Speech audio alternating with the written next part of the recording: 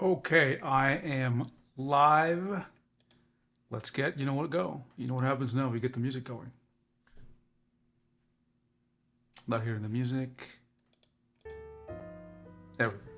There we go. Okay. Okay, good. Okay, good. Uh, well, this is probably the third video I've done on OpenTabletArtist. And I did a lot of work over the weekend. Hey, Saul is here. He's heading back to work after cataract surgery. Good. So it sounds like everything went well. I won't be able to join late night streams anymore. Sorry to hear that. Enjoy the channels. Yeah, I will definitely take a look, Saul. Thank you so much for sharing that. But we'll still have plenty of normal day streams, so maybe you can join there. Okay? It's always great having you on the streams. And in the Discord, so I hope you'll stay active there. Let's see. So what I want to do is show you an update about where it's at. I think I made significant progress. And in fact, I prepared like a 30-minute video. It's actually unlisted on YouTube. I'm not going to share it because the audio levels are a little bit low. But as soon as I fix the audio levels, I will publish a new version and share. It's not a demo. It's actually just a walkthrough of the UI. Really, the original audience was the OpenTabletDriver team, just to show them what it is and get really solicit input. But it's basically screenshot after screenshot, and I just talk in depth about the screen. So it's 30 minutes of talking about screenshots. Not the most exciting thing, but it is what it is. I'm going to release it. Unlike my normal videos, I didn't record a video. I didn't record like 8 hours of footage just to get 30 minutes, 15 times. This was just a one-off. I'm trying to get more spontaneous in the videos, so that's why I did that way. Otherwise, I'm just killing myself making a video. Every video takes a month or two to make. But I did want to show a live demo of what it actually does. Lots of good things. Lots of terrific feedback from people. Oops, I gotta tell this Discord crew I'm online. Hang on. Yeah, there we go. And I'm very excited about it. I'm very excited about it because I told you I have my own personal issues, personal reasons why I needed to do testing of tablets. And, frankly, I hate installing drivers. I hate installing OpenTabletDriver because on Windows it's a complicated process. So I wanted to simplify it because I need to do it all the time. And I was hoping that experience of building it was going to inspire others to advance OpenTabletDriver UI in whatever direction. Maybe that won't happen, but maybe it will. And I think I've made significant updates that make me believe I am a stone's throw away from, fully realizing my dream of having the best driver experience ever possible, ever. And so I'm going to show you the new UI, which is, a lot is similar to what I showed you about a week ago. I think I did it last Monday or Tuesday, but a lot has been added. Many things have been changed. Besides the feature additions, which I think are major feature additions, the UI is simpler. It is just simpler. Its philosophy is simpler. I could describe it like this. If there's something you need to do, it will tell you. And the good news is there's very little for you to do. As a user, you can start it, and if there's something wrong, it'll basically say, here's a button to fix the wrong thing. And the only real predicted action you'll need to take, honestly, on a fresh machine is you'll need to install vMulti. Actually, that's not completely true. There is another action which is a little more complex to take, which involves uninstalling older tablet drivers. So we'll talk a little bit about that. Okay, let me just double check a few things. And let's see if I can... So there's a binary release on GitHub, but I decided to just build it locally so that if I need to make a change live on stream, I can do it. That's why. So let's get there and we'll talk about it. And yeah, you can still hear me. Okay. Where is it? OpenTabletArtist. You're not going to see anything for a second because I just got to make sure everything's on the right screen. Oh, this is actually really good because it shows you some of the things it does. And we'll actually do them for real. Right? So let me create a shortcut to it so you can see what I see in just a second. Create a shortcut. Okay. And then let's just make sure I can show you the screen. Okay. So I have a laptop over here. It's a Windows laptop running OpenTabletArtist, which is Windows only. And we're just going to see, I hadn't planned on this actually, but we're going to see it reveal the very things I said to you. So I just clicked open and here it is. I'm going to drag the window over. And you're seeing a couple of interesting things here in the home page. So the home page, again, has gotten simpler. And the home page, again, will only show you things, besides listing your tablets, it will only show you something you need to know about. It will not tell you just random stuff just because it wants to tell you. It tells you your tablets are there because that's very important to know your tablets are there, that your tablets are detected or non-detected. That's probably the most important thing it does. The second most important thing it does, it tells you if you need to install something or configure something, or need to uninstall something. In this case, look at the top. There's a section called Needs Attention, trying to be very obvious to you that you need to take an action. Okay. And below that is your tablets. None of them are, so there are two tablets listed. None are connected, or none are detected, and also none are connected. And at the bottom is the supported tablets. I'm just going to go ahead and click on supported tablets so you see what happens. Oh, I'm clicking on the wrong machine. Okay. No worries. I'm going to click there. And it opened up a new browser window. I'll show you the browser window. It just opened up the OpenTabletDriver website where you can see a list of tablets.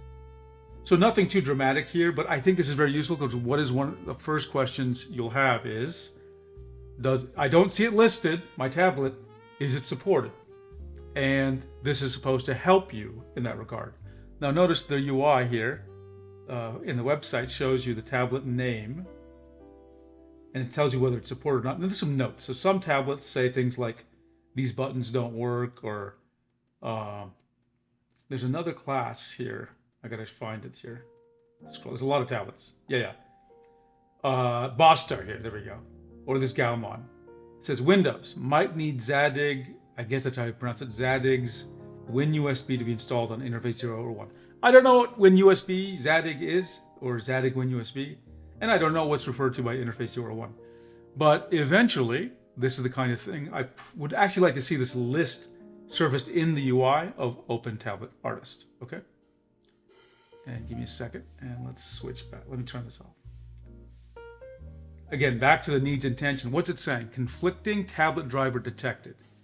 A manufactured tablet driver, Wacom, Huion, or XP Pen, is present and can interfere with OpenTabletDriver detecting your tablet. Review and remove it in driver cleanup. So notice what I said. If there's something you can fix, it will just tell you to fix it with a button that's called Fix. We click on Fix, and it goes to the driver cleanup view.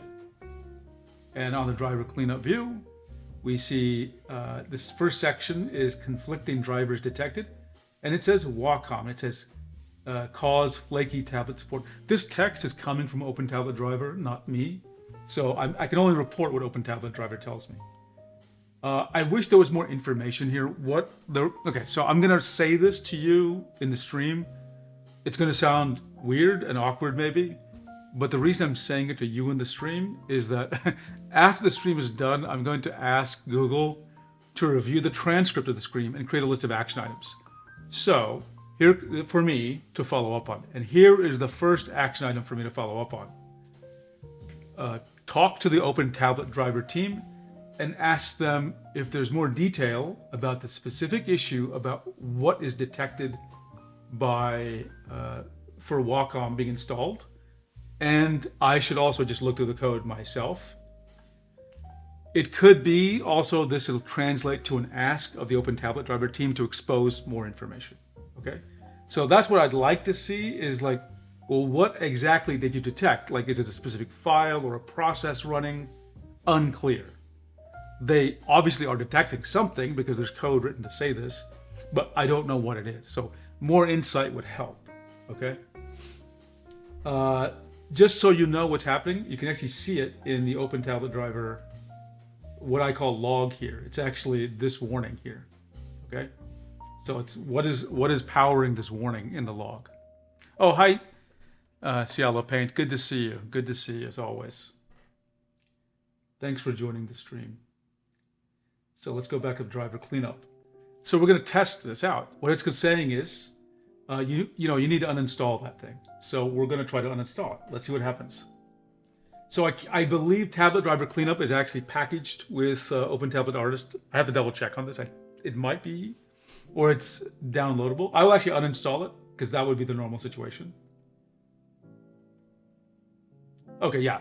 So I don't, the OTA does not package it. So by default, this is what someone would see. They would say TabletDriver Cleanup. This is probably confusing in context to call this install. They should probably call it like download the cleanup tool and install it, which is what that does, right? So this downloads it. Cleanup tool is just placed in a certain folder. In a few seconds, you should see it. I probably need more. Let me just do this again. Sometimes it takes a couple of tries or refreshing for this thing. Maybe I need to restart the app. Who knows? Okay, I'm going to try it again. Do I want to proceed? Oh, I know. I think I was clicking the wrong button. Yes. Okay, here we go. Now it's installed. Great. It is installed. I can browse that folder, of course, and this just opened up a little window. But instead, I am going to just click run. Now this gets a little tricky. We're going to see why in a second. So I forgot who originally made the OpenTabletDriver, the driver cleanup tool. I think it was X9 Void or something. But I think Cube is maintaining it right now. So let's click proceed because it's saying you're going to be asked for permission, right? And a restart may be needed. I'd like to see this more like a UI, like a wizard. So I'll click yes. Oops, did I click yes? Yeah, okay. I've got a USC prompt, which you cannot see. I can't even move it. Well, actually I can. There's the prompt, right? So it's running TabletDriver Cleanup. So I'll click yes. And this came up, which is expected, right? And it says running driver package cleanup. No driver packages to uninstall found. Okay, then what was so there's a little bit of a mismatch here. Now, in other words, OpenTabletDriver says something, but the driver cleanup says, no, nothing's wrong. The next bit of weirdness, which I should probably talk to, again, I think Cube is maintaining this, I should talk to him about, is it asks me to uninstall vMulti. Now, vMulti is needed for OpenTabletArtist. So I'm going to click no, because otherwise I'd have to reinstall it. So I'm going to click no. vMulti, there's two vMultis for some reason. So I clicked on it, no on both of them. Then it says, running driver cleanup, uninstall Wacom Windows Update Helper app service. I don't even know why that appears there. It's a leftover, I guess, from Wacom uninstall. So I'm going to click yes. Uninstall Wacom WSD. I don't even know what that is, but I'm going to say click Y for yes. Then uninstall vMulti. It's the third time I've been asked about vMulti. Don't know why I'm being asked 3 times. So another question. So here's a follow-up question. Sorry, here's a follow-up action item for me. I should talk to Cube about why I'm prompted for uninstalling vMulti multiple times and talk to him about the possibility that some of the detection smarts here are unified between the TabletDriver cleanup tool and OpenTabletDriver. So that's I don't know if I assume they've thought about this, and there's probably a reason they haven't done it, but that's a question. Another follow-up question that I should have with Cube is there a way for me to crawl the driver cleanup tool programmatically in such a way that I can do things like, well, clean up everything, but don't uninstall vMulti because that will mess it up that will mess up OpenTabletArtist, right? So that's or maybe he has another idea here. So I'll click no there. Cleanup complete, press any key to exit. Okay, so I'm done there.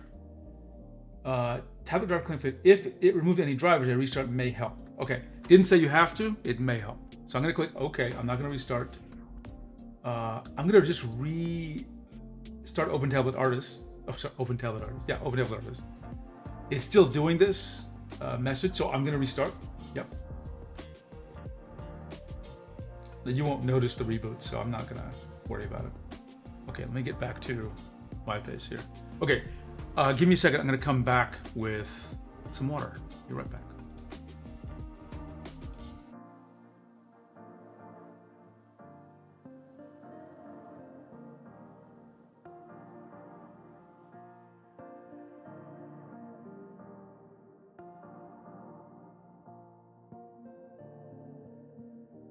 Turns out the water was sitting next to me, so you didn't have too much worry in getting back in time. Oops, let's get my sound a little bit. Okay, here we go. Okay, gotta stay hydrated. I talk a lot in these streams. Okay, the next thing, it's still rebooting, so let me put my fingerprint there. And I'm gonna change the primary display to the screen that is being mirrored. So give me a second. This will make it a little bit easier because it's gonna pop up things, and rather than me dragging it over every time, it's easier to just keep it here. Okay, and I'll also change the background to something besides black. Persistent Windows bug, by the way. My background always changes to black after a reboot because when Microsoft can't figure out how to remember the setting, right? Just something's overriding. It's not me. Okay. Yeah, let's start OpenTabletArtist again. Okay, there we go. So this time I started and notice, so the problem is fixed. No longer do we see that message about, hey, something is installed. So that just illustrates the, let's see. Oh, the cube is here. Uninstalling vMulti is asked about because having vMulti from any other driver while the vMulti OTD uses installed will. Okay. I think. Okay, that reveals something to me. In my head, I guess I had thought about vMulti as it's one thing that everyone shares. It did not register to me that there could be different vMultis from different sources. So I did not understand that. Okay. And some users may want to use it to uninstall OTD's vMulti if they're uninstalling OTD. Got it. For the record, I have a separate, in OpenTabletArtist, I have a separate vMulti uninstall step, just exactly for that reason. I guess maybe the only thing that would have maybe helped is to, I don't know, just a thought cube. You can just, ignore it if it's not useful. Is since all it ever says is vMulti, like 3 times, is there a way to disambiguate it saying, oh, it's the vMulti from Wacom or the vMulti from this folder? Just so like intuitive, I don't know which one it is I'm installing, and I'm afraid I'm going to uninstall the wrong one. Does that make sense? And I really don't care about uninstalling it. It's that I'm afraid of the reboots that I might have to do for the reinstall process, right? So that's my question. Well, that's just some thoughts there. Not really a question. Okay, we got this back in. So another thing which is not obvious to you, those of you who are careful, Upcube maybe notices this because he's got like the eyes of like an eagle. I keep on saying Skura or Sakura, and I've been told my pronunciation is atrocious. Was it hideous? I don't know. There was a word to describe the way I pronounce this, and I believe it's Sakura. Sakura. I'm just basing this off what Koyo wrote. So I apologize to any Japanese speaker for the great shame of saying Sakura. I will try to say Sakura. At least I hope that's closer to the way it's said. Sakura. So these sakura, I don't know, is it the tree, the blossom? I think it's the blossom, right? I'm not sure. In any case, the blossom falling has changed. It used to be the blossom falling was doing this. I'll just do it with my phone for a second. Let me just do it with my full face here. So each blossom, each flower was just a 2D shape, which was falling, yes, but it was just rotating like this, right? Just rotate, just tumbling. Now they don't do that. Yes, they fall, but they don't just rotate, they actually flip. They do this business, okay? So that's a subtle change. Can you see it now? It's doing a little flipping as they fall. Also, they used to fall kind of, I think, I can't actually remember, but now there's more of a wind is variable. And so they're going left and right, and they can change direction. You'll actually see it. You see the change in direction a little bit, right? So that was just another thing. Let's see. It is differentiated when Huion and Gaoman's vMulti is found, but just vMulti is shown when the provider is listed generically. Okay, so sometimes it's just generically listed. In other words, I think you're saying it's not necessarily possible to tell. OTD can use multiple versions of UG or XP vMulti, and they don't list themselves as the provider when it's named vMulti, so it's hard to differentiate over any random. Oh, interesting. Okay. Well, thus is the complexity of vMulti. Okay. So, but overall, again, the home page will not yell at you if things are good. But you can, and actually many pages here have that principle. They will tell you if something is wrong, and they will tell you can fix it immediately. So at no point in the UI, if there's something weird happening, you should be afraid. It'll tell you. It'll tell you. And one thing I'm gonna add, so here is I'm gonna have in these pages and tabs, let me click on a tab here. Let's see, let's click on this one. Yeah, there's tabs here, right? So there's different navigation layers. I'm gonna have a notification next to the name saying, hey, there's something weird here. What I want you to be able to do is go to this list and say, hey, something is, you can actually see of the 15 things here that some of them need your attention, okay? And the first thing that needs our attention is 2 tablets are listed, and guess what? Neither one are detected. Now the word detected here is used deliberately instead of connected, because lots of people with traditional drivers, their tablets are physically connected, but they are not detected.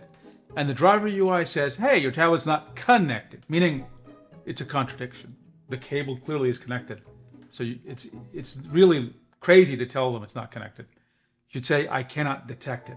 It's especially weird when Windows can beep and hear the device is connected, but the driver's like, nope, you did not connect it. I don't know what you're talking about. So I took a cue from Bluetooth where they remember old things. Okay, so let me take a tablet and connect it. I'm gonna take a older tablet. And there's a reason for this. This is the Wacom Intuos Pro Medium 2017. So I'm gonna click, and this is, let's see, in a second or two, sometimes it takes a little longer. There you go, it went green and moved up to the top. The detected tablet will always be first in the list. And you see, I moved to it, it says it is detected, okay? So it's live. Now, let me just show you the detection. So you can see my camera here. I'm gonna unplug it. So 3, 2, 1, unplug, goes immediately yellow, and then I'll plug it back in. 1, 2, 3, I'm gonna count 4, 5, 6, 7 seconds. Now, I don't fully know what counts for that 6 or 7 seconds. That's something I need to drill into. It's not entirely clear. Another thing, which actually I've never tested this, is I disconnect, which is immediate, and then I connect. I'm gonna hit refresh and see if refresh speeds things up. Oops. Oh, sorry. I'm gonna disconnect again. Okay, I detected that's in a weird state now because I literally removed it the second it got plugged in. Let's try it again. I'll click refresh. So a little bit of a weird state here. It should be yellow, but it's actually green right now. Okay, so that's actually an interesting... Actually, you know what? I'm just going to forget it. Yeah, there we go. That's actually a little bit of a bug there. If it's forgotten, it should never show detected. So let's plug it in, and let's wait for it to... Okay, it looks like it's detected. You know what? I need a pen. I need a pen. Give me a second so I can do some testing.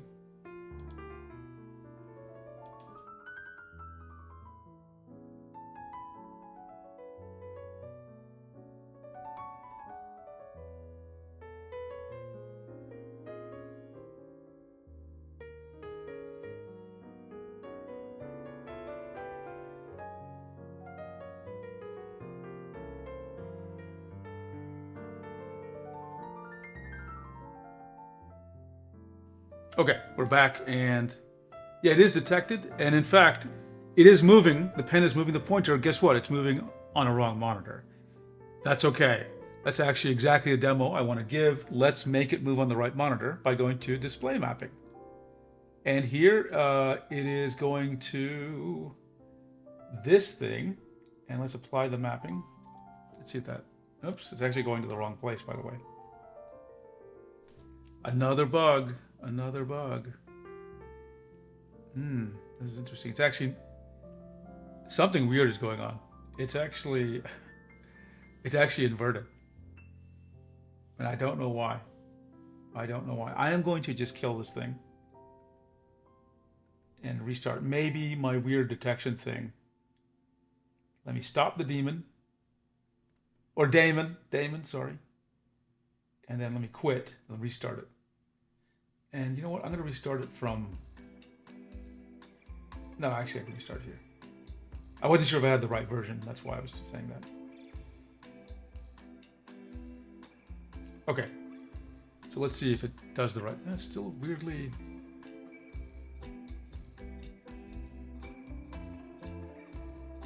It is completely buggy. The display mapping is not working. Okay, I'll try a different tablet. It's not only on the wrong tablet, it's actually moving inverted, left and right. I think up and down is actually working, but left and right is completely inverted. Well, there we go. This is why we try things. I tried the PTK67. It got detected immediately this time. Let's get there. And is this right?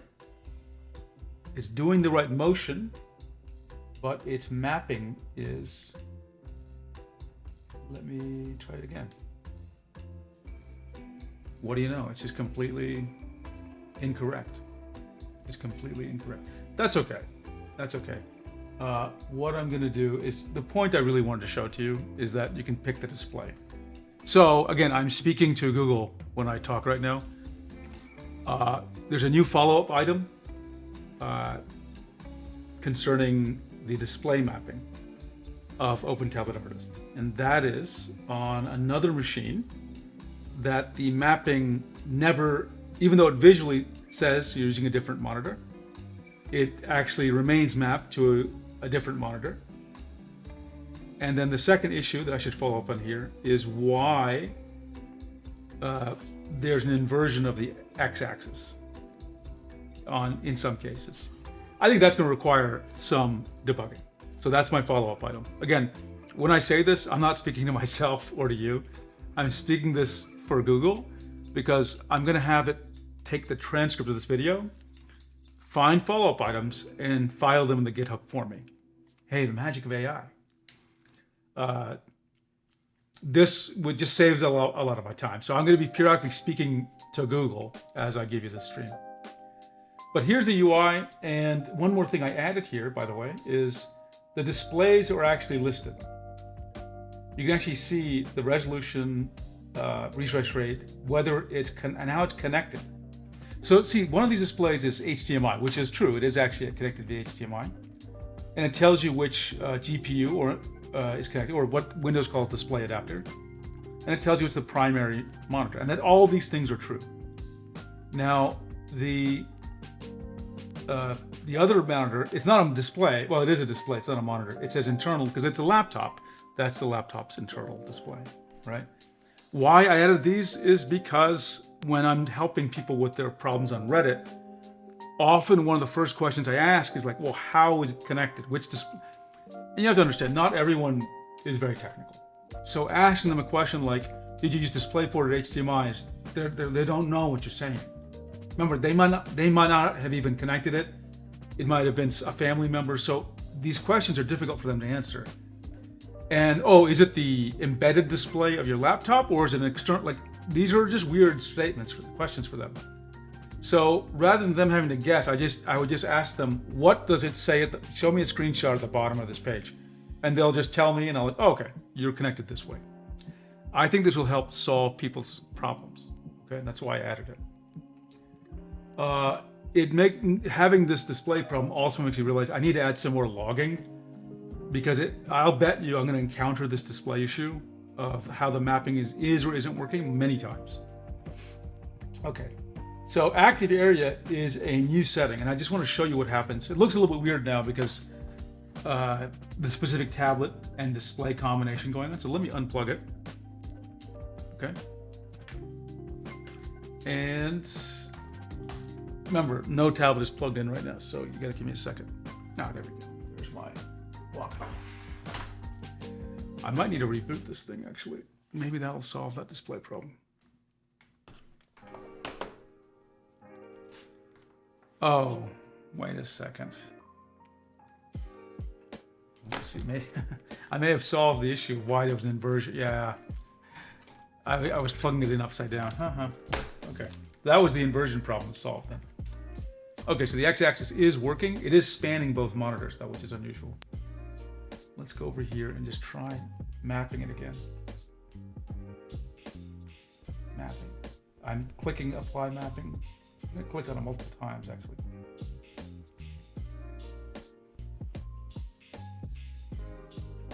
Oh, it's so weird. It's as if it's using the monitor on the left, but with only the resolution of the monitor on the right. It's a very strange effect. So I definitely need some logging. Okay, but besides that, I meant to plug this in because the active area. Now, what do you notice? There's actually two rectangles here. There's a gray rectangle, which is the active area of the tablet, the actual physical active area. And then there's a pink rectangle on top of it, which is the active area the driver is using. And it even tells you we're only using 85% of the area, right? I really wanted this to be emphasized in the driver for a couple of reasons. Number one, I want it to be clear how much you're using, because it is, well, to be honest, I want to drive into manufacturers. They should start making 16:9 tablets. By the way, there's nothing wrong with 16:10. It's just that most people don't do force proportions. And this always does for force proportions. Now, this is occupying as much of the size as it can. Tonight or tomorrow, I'm going to add the ability to resize the active area. So you'll be able to shrink it and move it around, but only proportionally. It'll always match the aspect ratio of the mapped display, right? So that is something I'm going to do. And I'm also going to show the diagonal length and these other numbers in imperial units, because that's the right units to show for a lot of people. Because I don't know what a millimeter or a centimeter is. I just know inches. And to be fair, all jokes aside, inches is what is used when we talk about pen displays. Calibration, I'm really happy with this. I'm going to show you the calibration if it comes on the right screen. So let's hit it. I'm going to do the 9-point calibration, and you can see, right? And I'm not going to click on it, except with, can I use the mouse for this? Maybe not. Yeah, I can use the mouse to simulate it. So you'll click on it. I'm clicking with the mouse, but obviously it won't have. But I want to show you the effect. It actually clearly indicates the glow, this glowing thing. And you can change it to light mode if you want. I know a lot of people are very picky about light and dark mode. And you can stop. I had a couple of great suggestions from people in the Discord today. One was, allow me to undo the last point. Because sometimes people are apparently just like, okay, I wasn't happy with that point. So that was interesting. Another thing, I think this was Cube's suggestion, was instead of responding to a click, give me the option to hang the pen there for a second. Like take a measurement over a few seconds, because it's hard to just, your initial click can be wrong. So I think that's a totally valid thing. I'll maybe just keep pressing for a second or two. Another idea in line with that, I can't remember who suggested it, was require not only a click, but me to hit a button to record the point. So 3 good suggestions that I'm going to add there. So I will I'm going to talk to Google. Google, enter these 3 follow-up items. These are suggestions for the calibration UI. Number 1, allow the user to click with the pen and hit a keyboard key to record a point. Idea number 2 was to allow the pen to hold down pressure for a second or so and average out the point, so it's easy for someone to get the right point they want. And idea number 3 was allow the user to undo the last recorded point. Okay? I guess there's an idea number 4 I had, which is, there's idea number 4, I think this was a Cube idea, which is allow the user to use keyboard keys to manually move the point around. I think that's a great idea. So I'll work on those 4 ideas. There's a 5th idea, which I don't know is needed, but I'm going to say it for Google to remember. The action item for me, the 5th one, is show the actual data for the points. So there's a record of what the points were. That might be useful for somebody. I do like that, similar to a calibration report for color, that there's a calibration report for position. So you can actually just see, here's what I had to do to get my monitor to, and maybe we can quantify how much adjustment people are doing that way. Okay, so I'm going to cancel the calibration. This was a new feature.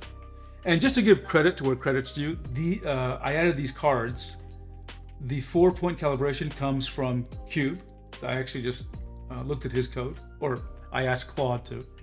And the 9-point and 25-point calibration, which shouldn't be needed for most people, but sometimes I might have to, come from a plugin I think called Better Calibrator.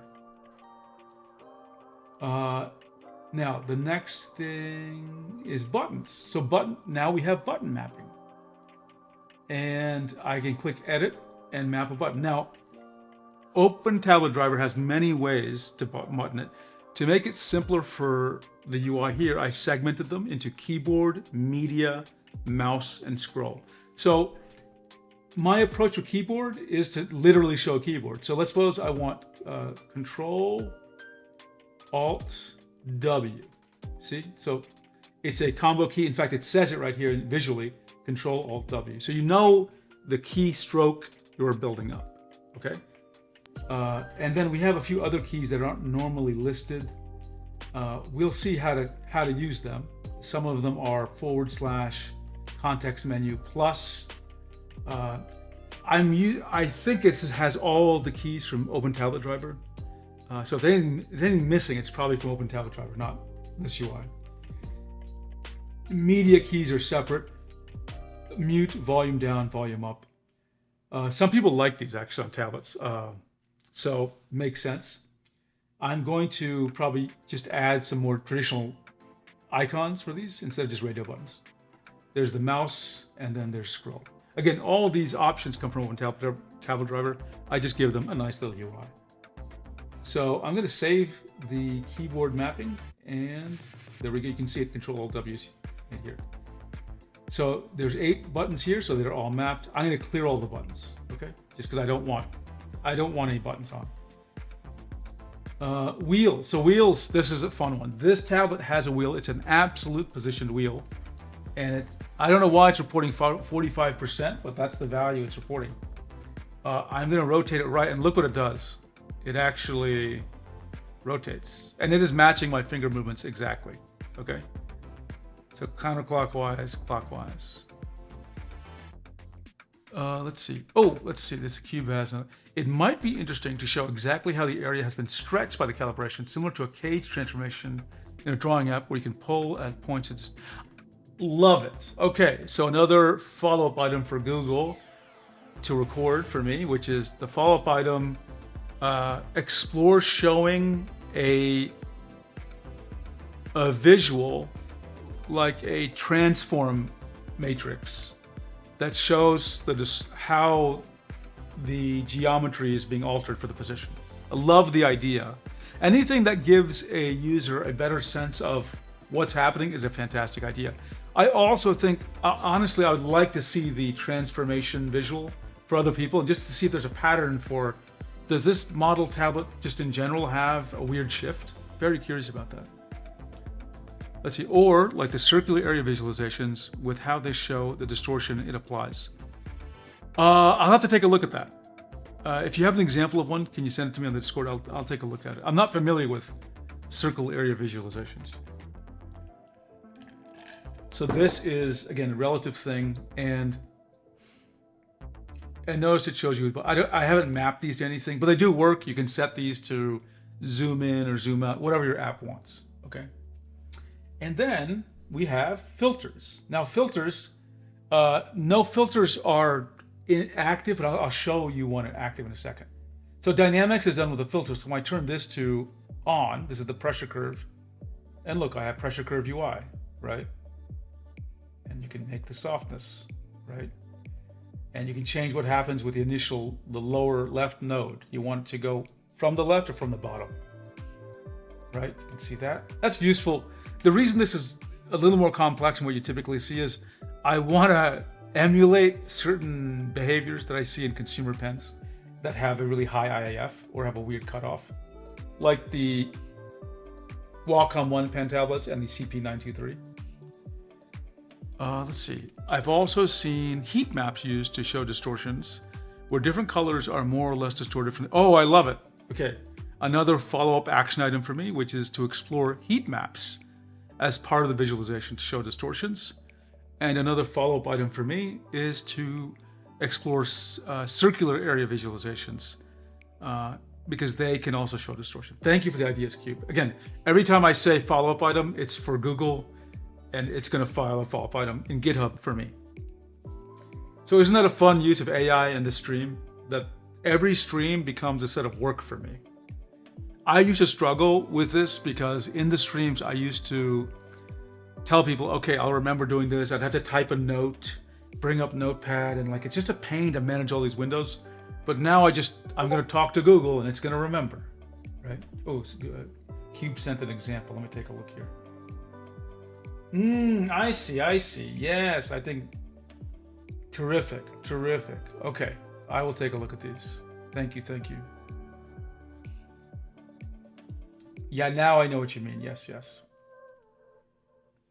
My mind was struggling to figure out what an example would be.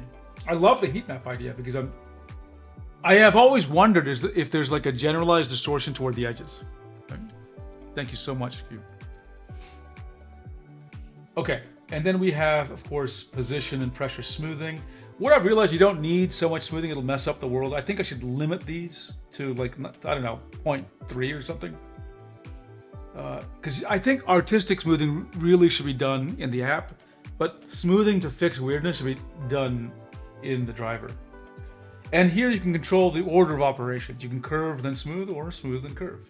Now, I have something on here, so that'll show up in this filter. See, pen dynamics is enabled. So, which brings me to my philosophical thing about filters, which is I don't want to tell the user things that, why would they need to know that a filter exists or is enabled? Okay? So my idea here is simple. Number one, restrict the filters to exactly the filters that, I deem appropriate, which is pen dynamics and I think that's the only filter actually, pen dynamics. Oh, sorry, I think so. I think pen dynamics is the only filter. So what I'm thinking is, first of all, this filters tab, only show it if a developer mode setting is on. So let me add that as a follow-up item for myself. Google, here's another follow-up item for me. Add a developer mode switch. And in the developer mode switch, certain UI elements will be enabled. One of them is filters. And I'll detail the rest in a minute. So what I'm planning here though is basically, but let's suppose this filters UI was on. I think pen dynamics should always be enabled, and the user should never have to think about it, okay? It should never be disabled. That's my theory. And it should also disable any non-approved filters. The only approved one is pen dynamics. So there's another follow-up action item, which is filters should always enable pen dynamics and should always disable any other filter. I know it reduces the customization, but it increases the probability that people have a consistent experience with OpenTabletArtist. I have this JSON view, and this is also one that will go into a dev mode. I have never used it. I thought it would be super useful when I first started this project. I think I'm going to, stupid Discord notifications are coming in. I'm going to add a follow-up item to hide these. Google, add another follow-up item so that the dev mode setting also controls the visibility of the JSON tab in tablet details page. Okay. Okay. So these are the key things here. Again, we have pen behavior is a new one. It's just the same radio buttons as before, but now it's actually a much nicer UI. I did have one change which is actually removal. I removed hover distance limiter. The reason is I'm not really sure how it's supposed to behave. So I wasn't confident I should keep it in the app. Even though it was a request, I will revisit it. Google, add a follow-up item for me to explore how hover distance limiter works. And once I understand how it works, then consider adding it back to OpenTabletArtist. So yeah, this is new, pen inputs. Oh, I want to talk about pen inputs. It's a nice little diagram. It's not a picture, by the way, it's dynamically drawn. And the theory behind this is, well, just set it to auto, which is adaptive binding, and legacy is Windows Ink, pen tip, or whatever it is here, Windows Ink. And other is like you went to OpenTabletDriver UI and did something. Now, I think this UI is too complicated. I think I just want to say, just keep, it's either correctly configured or not. Now, I'm checking for Cube's comments. Is there any reason why in the modern world someone would need to use Windows Ink binding as opposed to adaptive binding or some other binding? If there are other situations today where, there's actually a valid, useful reason for another setting other than adaptive binding, let me know. Oh, hi, Cami Luna, good to see you.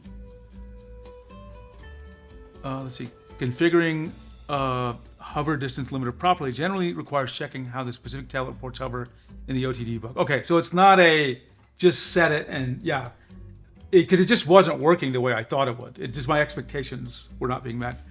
And that goes my other meta point. I'm using myself here a little bit as a proxy for a normal person, even though I realize in this sense I am not, since I know a little too much about tablets. Not as much as Cube, obviously, but a little more than the average person. But the average person will just want this to, quote, just work, okay? Remember, this app has two goals. It has to, quote, just work for artists. And number two, it must mog, meaning it does looks maxing. The mogging is Sakura theme with the falling blossoms and the pink color. But the just works is requires no thinking, requires no decision making, just do what it tells you, and you don't have to do much, okay? That's why things like hover distance limiter and having to think about the tablet, I am more prone to say, let me not add it, because if it's gonna cause more confusion, it will cause more confusion. Let's see, there's Windows Ink eraser hold and toggle bindings, where you can swap to the eraser without a pen eraser. There's probably some wild use cases too. Okay. But those sound very esoteric. Those sound very esoteric. Swap to the eraser without a pen eraser. You know what? There is one case where that might be useful, because that's what Wacom tells people that they should be able to do. So with the Pro Pen 3, remember they took away the eraser. They officially say, instead of the eraser, bind the third button to the eraser. So that is something I can enable. So here's my idea. Tell me if this makes sense. I'll just say auto for everything. Except for the buttons, I'll also have eraser. How's that? So the buttons can act as an eraser, but not the tip, which is a weird thing, a really weird thing. Let's see. Cube says you can probably add the near proximity part in hover distance limiter for Wacom tablets, since it's consistent, but it generally doesn't work at all for non-Wacom tablets since they don't. Got it. That's another great point, which is like, if it's Wacom only, it's a bit dangerous because people will just think that it will work for other tablets. Again, I'm trying to reduce complexity. Now, okay, so now we're doing a little bit of flight of fancy here. One of the ideas people have, actually there's a couple of ideas that have been floating around. Now, some OpenTabletDriver actually already does. One is disable the tip. And I think OTD does that now. And disable pressure and tilt are also, or some drivers actually do that, so I'm gonna add that. So Google, here are 3 follow-ups. Add options to disable the tip, to disable pressure, and disable tilt.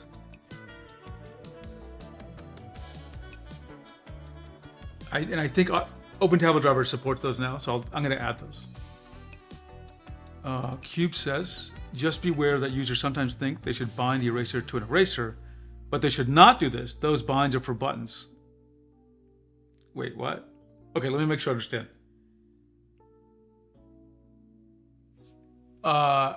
In this setup I have here, which you can see, when I click auto, it's binding eraser to adaptive binding eraser. Are you saying I should not have done that? That I should have done adaptive binding button? Let me know if this is a mistake. I'm really curious. Look, I will do whatever you tell me to do. Just tell me what the right thing to do is. I'm more than happy to do it. There was another feature request that people have always asked about with tablets. I think I did discuss this with Cube a year or two ago, and it was relating to a very frequent feature request, which is some people, believe it or not,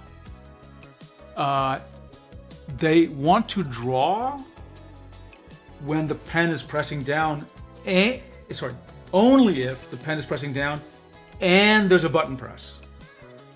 So I wonder, is that possible?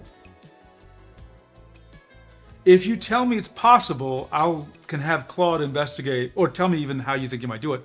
I can have Claude investigate how to add that. That's a very popular feature request. Some people just do not like, they don't like the fact that just tapping counts as a click. They want to ensure that a button also is required.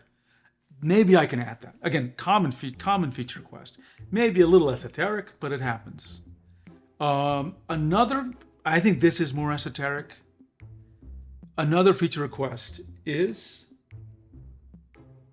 some people, believe it or not, actually maybe it's tied in. I think it's tied in with the other one.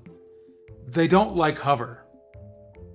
They hate the idea that the pen moves the pointer. I don't know if that's preventable. Meaning when they're hovering. So Google, add these 2 follow-up investigations for me. One is, don't move the pointer if the pen is hovering, a special mode for that. And the other one is, register pressure only when the pen is producing pressure and a button is pressed. I think those are the 2.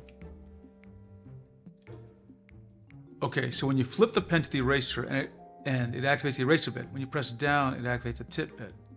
But if you set the eraser to the actual eraser, it activates the eraser from flipping over the pen and just activates the eraser again, but never triggers the tip bind, so it doesn't. You're kidding me.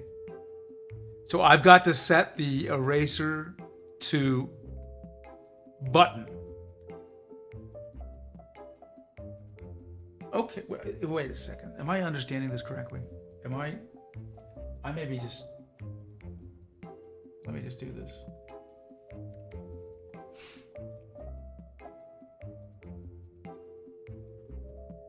Let's see, knock D is also funny. The eraser side of the pen is supposed to be a bind to the pen tip binding, which is indeed quite confusing. Lamau, would it be better if we just treat eraser as just another pen tip? One can bind eraser to pen tip to, this is very confusing. This is confusing. Okay, let me just try. I'm gonna try exactly what Cube said. Oh, the adaptive bindings do work. You just don't have to do anything special. Okay. If adaptive bindings work, then I'll have to do anything. Okay, thank you. Thank you for confirming that. Again, it's all about removing complexity, right? Let's see, anything else here? I think I'm good here.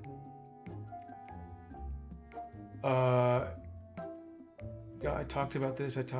Okay, then we'll talk about profiles. Okay, so just so everyone knows, I can't remember why I use the word profile exactly, but OpenTabletDriver calls these presets. Okay, that's the word. So OTA profile is OTD preset. The reason I deliberately did not use the word preset, partially reason, is preset to me, being a proxy for a normal person, I could not figure out what it is trying to tell me.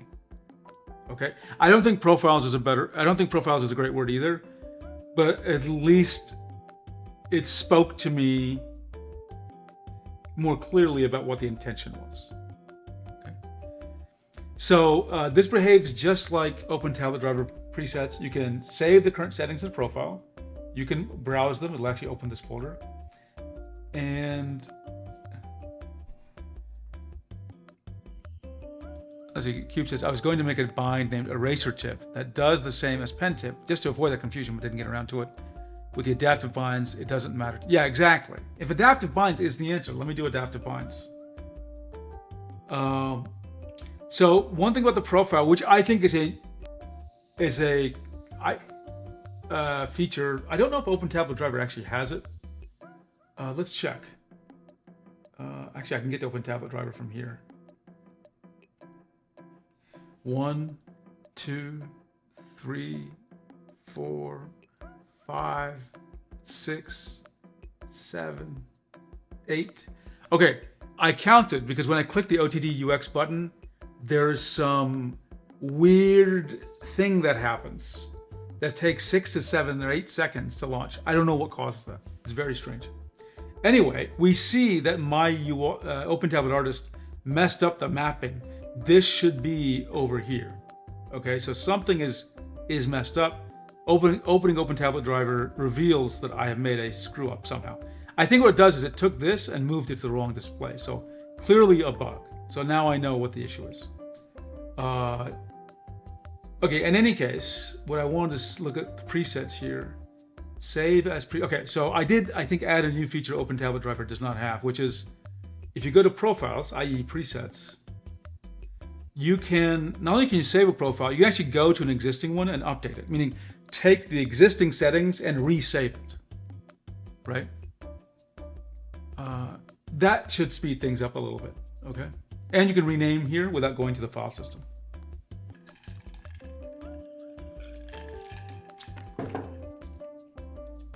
I've also thought about making it so flipping the pen over doesn't set the eraser unless an eraser bind is there, since sometimes users break their pen tip and want to use the eraser end to draw normally. Oh, okay. Is there a way? Okay. Let me ask you a question. Let's just suppose that's the case. Let's suppose I wanted to use the eraser as the tip. Can the existing settings do that? Because if the existing OpenTabletDriver settings can do that, I will absolutely add a setting to make that happen because that's a useful feature, right? So, hey Google, here's another follow-up item for me. Investigate whether it's possible to force the pen's eraser to behave as if it is the tip. This is useful in those cases when someone's tip is broken, but they still have a functioning eraser. That's the end of my follow-up.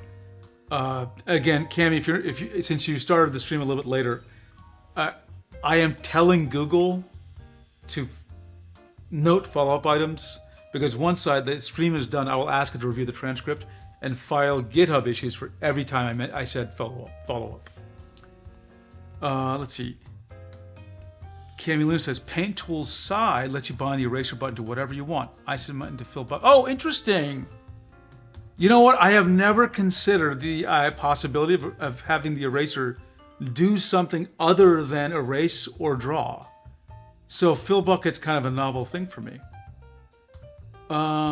Which reminds me, this is again, sorry, Cube. I'm filled with questions here for you. I just can't remember this. In my memory, it just doesn't work. I believe with Windows Ink, there's no way for OTD to assign a key press to a button or the eraser. Let me know if that's incorrect. I believe that's just not a possibility. But if it is, I'll certainly add it. Okay, the next big thing, so let's just set the stage here for another big feature addition. So, drawing tablet drivers let you have different settings for different apps, okay? And they have their own UI for it. And OpenTabletDriver does not have that feature. I would say more generally, it just models settings in a very different way. I'm not saying wrong, just in a very different way. Because OpenTabletDriver has its set of users, which I guess are OSU players, okay? But artists are used to the way normal drivers work. So, and I'm looking for anyone to correct me on this. Yeah, Camila, that is a very cool little feature. I will see if I can add that, absolutely. Cleve says, I think generally you can make the eraser not actually erase it and be a regular brush and drawing program. So for most cases, it doesn't matter if OTD says it's eraser or not. Got it. It would be very simple to make a plugin that turns the eraser off. I'd need a plugin to turn. Okay, interesting. But would it be easy to make the? Sorry, just make sure. It would be easy to make the eraser behave as the tip, right? So they could draw with it. Okay, so back to profiles.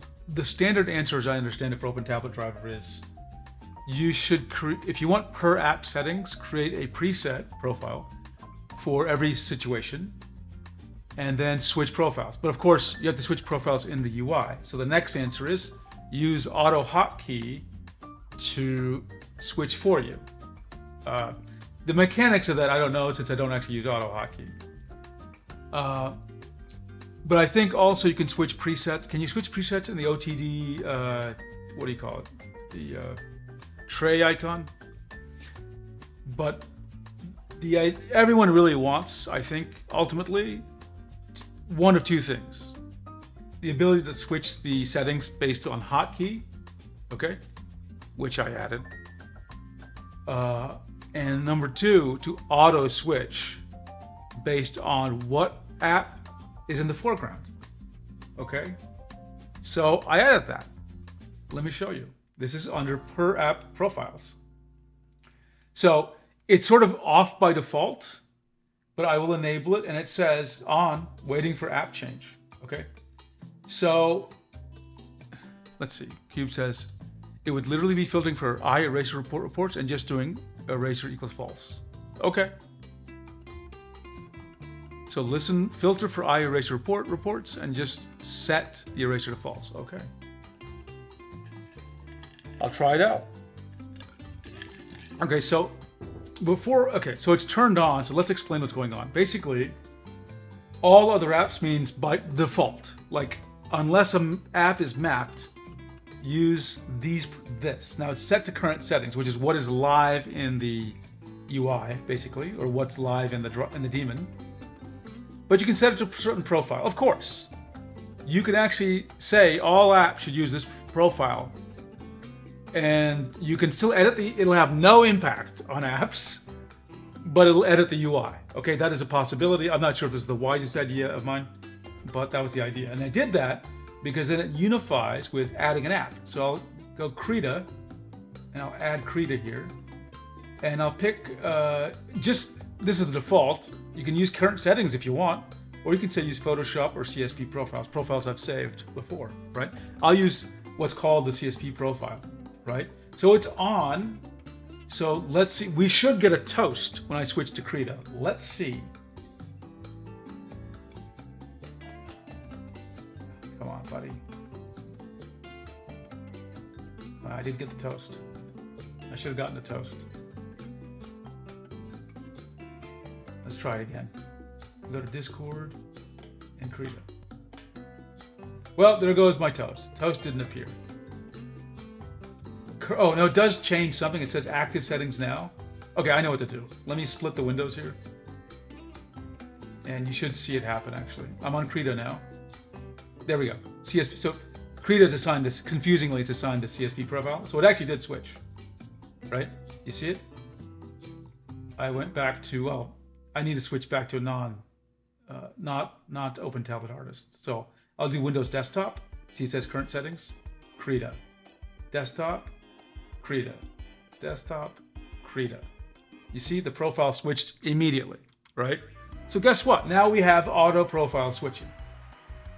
Now, having said that, I haven't fully, it's working, but, you know, UI like this can be subtle in its weirdness. So it just requires me to try it out more and see where the weird cases are, okay? So I got to play with it. My request for everyone is please try this out. Please try it out. Remember, I'm willing to add features for you. As I only ask is you tell me exactly what you need, and you tell me something that a normal person would actually need. In other words, not something esoteric. Okay. Google, here's another follow-up item for me. When switching between per app profiles, show a toast notification somewhere that can be seen, that appears above all windows, so that it's clear to the user we have switched profiles. There's already currently an updated text label in OpenTabletArtist, but the user needs more explanation that the profile has switched. And that toast notification should also be controllable, because some people will not want that. But there we go. Okay, that was my follow-up item for Google. But you see, we can just add as many apps as we want. I'll add one for Discord, actually. I'll set Discord to Photoshop, and let's test this again. Because I did, let's see, sorry. Discord's on another monitor. And let me close this window. Okay, so you should see, yeah, Discord, Photoshop. Krita is CSP, right? So you see the swap happens immediately. Frankly, I'm surprised it happened so quickly. It's only, I think, something on the order of, we actually measured it, something like 20 milliseconds or something. So or maybe it's more than that, but it's very quick. It's, basically instantaneous from the point of view of a user. So yeah, there's per app profiles. Okay, another feature I added, hotkeys. So the first hotkey is which monitor is the current tablet going to. So this is called, here it's called cycle mapped monitor. It should be called display toggle. Okay, so I'm gonna see, remember my thing is not mapped correctly right now. I'm moving the pen, it's mapped to the wrong monitor. I'm gonna assign a hotkey. You'll see the hotkey assigning here. Assign, I want Windows Shift Q. Okay, so I'll save that. Okay, so it is. So let's see what happens. Windows sorry, Windows Shift Q. There, that's the toast I want. Yeah, it's almost in the right place. It's on the right place, but it's not correctly in the right place. So let me hit Windows Shift Q and it's back to the old one. Yeah. So there's display toggling right there. Now again, my mapping is messed up, but you get the idea, right? Oops, Windows Shift Q, right? That's the toast I want. You can see which one it's going to. What do you think about that? Let's see, Camulin says, I want to put this on your laptop. I was able to get OTD to work with the Bamboo capture without having to uninstall the Wacom. Oh, good. So Camulina, there's a couple of bugs. This one bug really about the mapping I need to fix. But once I fix that, which should be tomorrow. Honestly, I will let you know. I will let everyone know, and I encourage people to try it out. Okay. Because I think everyone's going to run into that issue. If I ran into it with a very simple setup, other people are certainly going to run into it. So I want to solve that problem, right? And Cami Luna, now's the time. If you have feature requests, or let me just say this, even if listen, I know a minute ago I said, give me something everyone would want. Scratch that. If you have a wild, crazy idea, give me that. Let me know.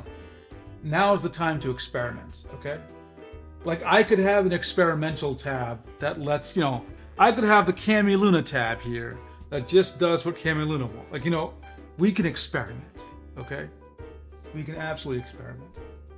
Okay, Scribble, I love Scribble. It is, I'm using my mouse here, but does the pen work? The pen's on the wrong one. Okay, sure, whatever. Because the mapping problem, there's a little bit of an issue there. But you get the idea, right? You can scribble here. There are different things you can test here, like how rotation works. You can switch, of course, between Windows Ink data and the driver OTD, it's raw data. You could edit the dynamics here if you want. I'll probably add a mini Scribble to the pressure curve so that you can just test it right there instead of having to go to Scribble. But yeah, I've always wanted to place it. When people say my pen doesn't work, I'm like, just go start scribbling. And if it scribbles, then things are good. Okay, that's it. About, this is just a list of information here. Cube, if you don't mind, I was gonna add a section here called credits, where I was going to, of course, you're gonna be listed at the top as, thanks to Cube for both, your help. So actually, for you, definitely your help, and of course, I stole liberally from your calibration plugin and Slimy Scylla. That's baked into the app, into the filters here and the plugins. So I was going to list you. I was going to list GoneX and the OpenTabletDriver team. And I don't know if you would want me to do this. I thought it'd be a nice thing. I was thinking of adding James there also, as just another way to remember him in this, because he contributed so much, of course, to OpenTabletDriver. Just if you're okay with that, let me know. For everyone, and especially for James, just let me know. I'd like to just make sure everyone knows the source of these things. I'll also give credit to the I don't know who did it, but the Better Calibrator, because I stole some code from there too.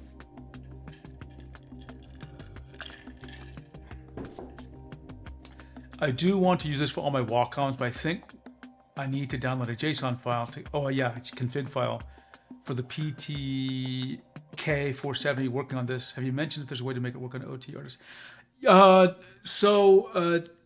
Okay, good. Let's get into it. Because this is the advanced part now.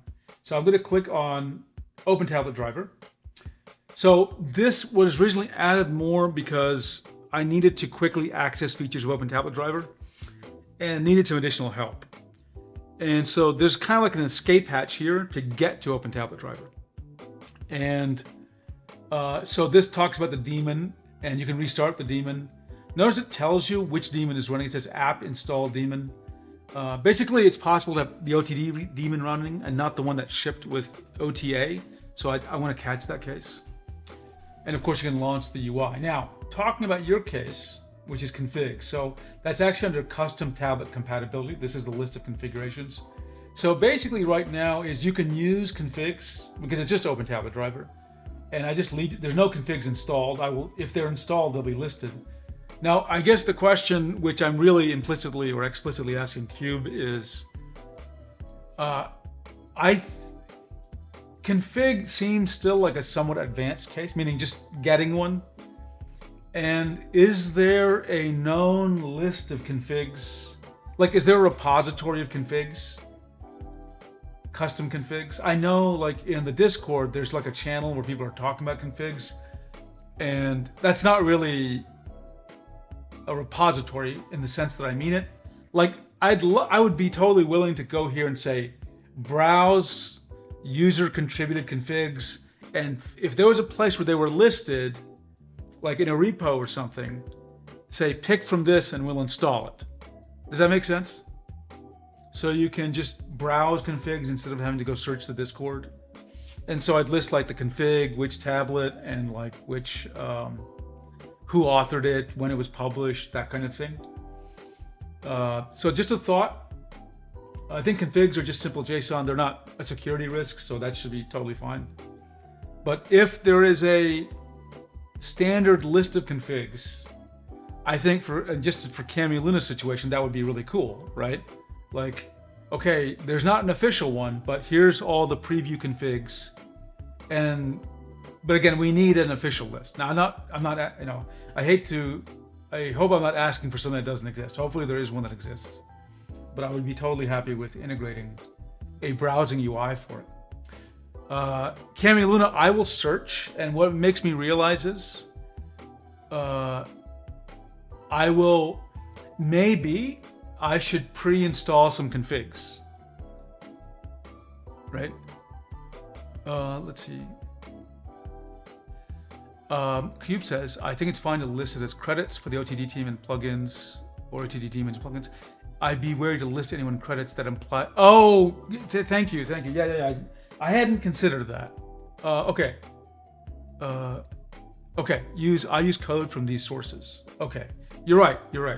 Okay, that would make it imply weirdly like other people had vibe coded it with me, which I don't want to imply, because this project is 99.999% vibe coded. Like I edited the text of some XAML files. That's my contract. I did review a few more lines of code, but honestly, I just edited text. But yeah, Cami Luna, I could definitely add some. Now, the thing is that if I add a config, then I have to like also sign up for maintaining like that the list of configs that ships is up to date. And you know, that's a little bit of complication. I'm not sure if I want to sign up for that. But yeah, configs are definitely supported. It's just that because it's OpenTablet driver is the driver. This is just a UI for it. One other thing I'm thinking about adding is, if I understand from Cube, a config can override the behavior of a tablet. In other words, OpenTablet driver may support a tablet, but you can add a config which changes the behavior. Now, if that's true, I think, for example, if I went to PTH 660, if there was a config that overrided the default behavior of this tablet, I'd want to see some warning here saying, hey, you are not using the base OTD configuration. There's a customization involved on top of this driver. And I'd want that to be prominent because it would affect what's going on. Let's see, for the configs, almost always configs people need are configs that are either not merged and in a PR or not released yet and in the OTD repo. Okay, so they are in the repo. And I assume they're in a special place? Are they specially designated as... let's see, Camille says, I have two friends with CTL 471s. One had to get a new PC. Okay, and I'm discussing OTD. Sorry, let me show Cammy's comment. I have two friends with CTL 471s. That's the Wacom 1 Gen 1 tablet that had to get a new PC with Windows 11, and the old Wacom driver won't work there, so I'm discussing OTR. Yeah, this should be perfect for them, because it should require really nothing for them to do other than uninstall their current drivers, right? And you might even be able to get away with that. Let's see, there are some rare cases where we have incomplete support for tablets and sending configs to users to help them get things working properly, and we can't merge that config. Incomplete support to help them get them. Okay, so sometimes configs are very necessary. It's Bamboo Splash.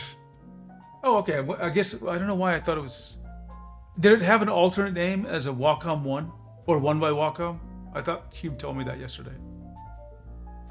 Set the configs. Okay, thank you. I'll take a look at that. I'd love to be able to just browse from a list of configs.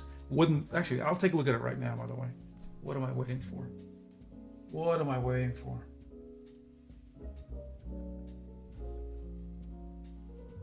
Let's take a look here.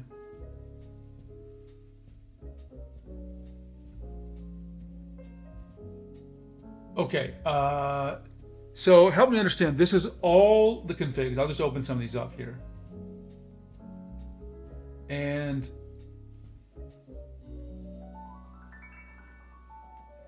is this the list that ships an OpenTablet driver? Or is it the list of things that ship an OpenTablet driver plus additional ones that aren't shipped? Does that make sense? But this is good to know about this. It's very good to know about this.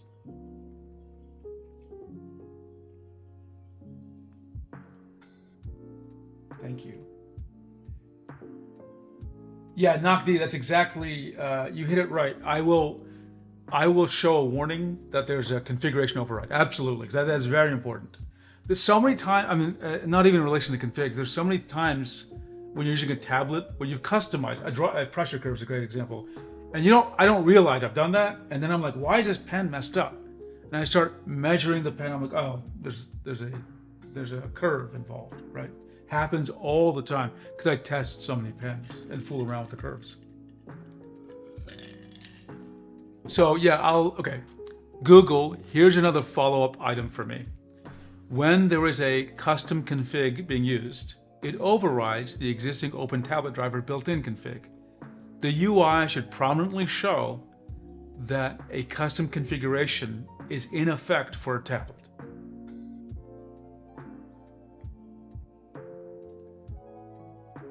Oh, okay, so that was my follow-up item. Okay, another idea I had, let me move Discord out of the way, so is just related. When I go to the tablet, it goes directly to whatever tab you're on, like pen behavior, right? What I'm thinking about is a home page for the tablet. And here's what would be in the home page, okay? It would be, of course, the name of the tablet and metadata about the tablet. Interesting metadata, like the size, the diagonal width, things we have here in Active Area, actually, are some of those things. I would say also the year it's released, alternate names, what the brand is, I said your release year, compatible pens. Now, where do I get this data? Well, the good news is I've actually been compiling that information in my Drawing Tablet, where is it? Drawing Tablet Data Explorer. There's a repo with the data. So for example, let's just take a look at PTH660. Oops, I'm typing in the wrong place. PTH660, right? So I have all this information that I've been collecting over the past few years, right? Like status is discontinued, how old the tablet is, the weight, the dimensions, blah, blah, blah, blah. Here are the specs for the tablet. Here's the size comparison. I mean, I don't need to show, this is for the Explorer, of course. Compatible pens, right? That kind of thing. And I was thinking I should create a home page for each tablet that has some of this information, okay? Maybe even photos of the tablet. Now that's a little extreme, but I do have photos of the tablets, so I could do that, okay? I think, again, it just adds a little bit of professional touch if I can get this extra thing there, right? Let me know if you guys think that's a good idea. I think it's cool. And again, it adds a richness to the experience. I like the idea of a tablet driver understanding your tablet and knowing more about it So it's less, admittedly, it doesn't necessarily help a person. There are a few cases where it helps them buy maybe the right pen or something. But really it's there for more psychological comfort. Like, hey, we got you covered. We know what tablet you're using here. Okay, one more thing I want to show you. vMulti, again, you can uninstall and install vMulti from within this UI. I think I showed that at the beginning of the stream. The driver cleanup I mentioned, we talked about that. Startup this, theme, we got that. Yeah, so we covered basically everything. There is one other thing I want to talk about, since Cube is here and Nakti is here, which is this list of supported tablets. I am thinking about, I believe this all comes from something in the repo. Here's my proposal. Tell me if this makes any sense. I would like this table to be a little more structured so that it actually has the brand and the tablet name and the model number in separate columns. They're kind of mixed up right now. And I have, for a bunch of these tablets, I actually have that information. For some, I do not. Does that make sense? Right? Oops, I need new ears. Give me a second. You're about to die.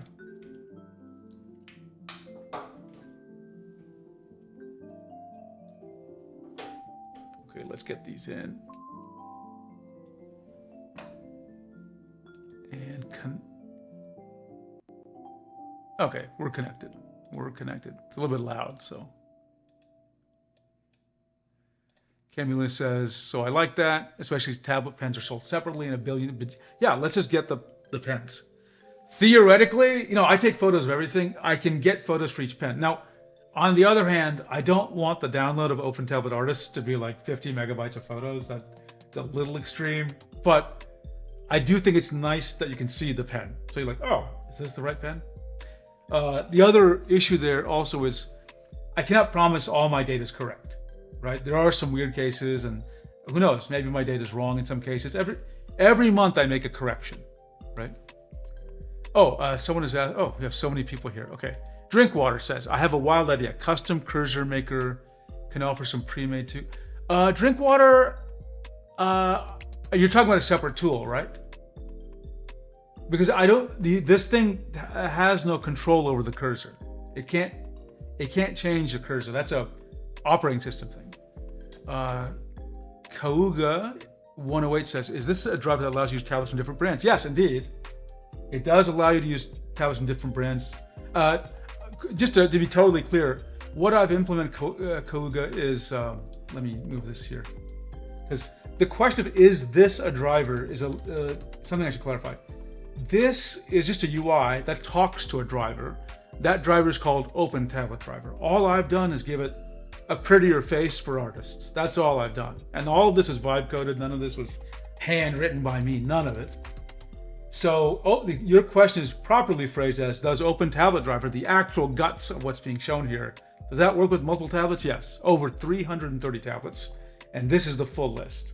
Now, most of them work like completely well. There are a few cases where they don't support all the features, but if you want to draw, basically almost all these are supported, right? On Windows, you might have to install a few more components, but yeah, there's a lot of tablets. So for me and anyone, and where OpenTabletDriver, and OpenTabletArtist includes OpenTabletDriver, where this is useful, a couple of cases.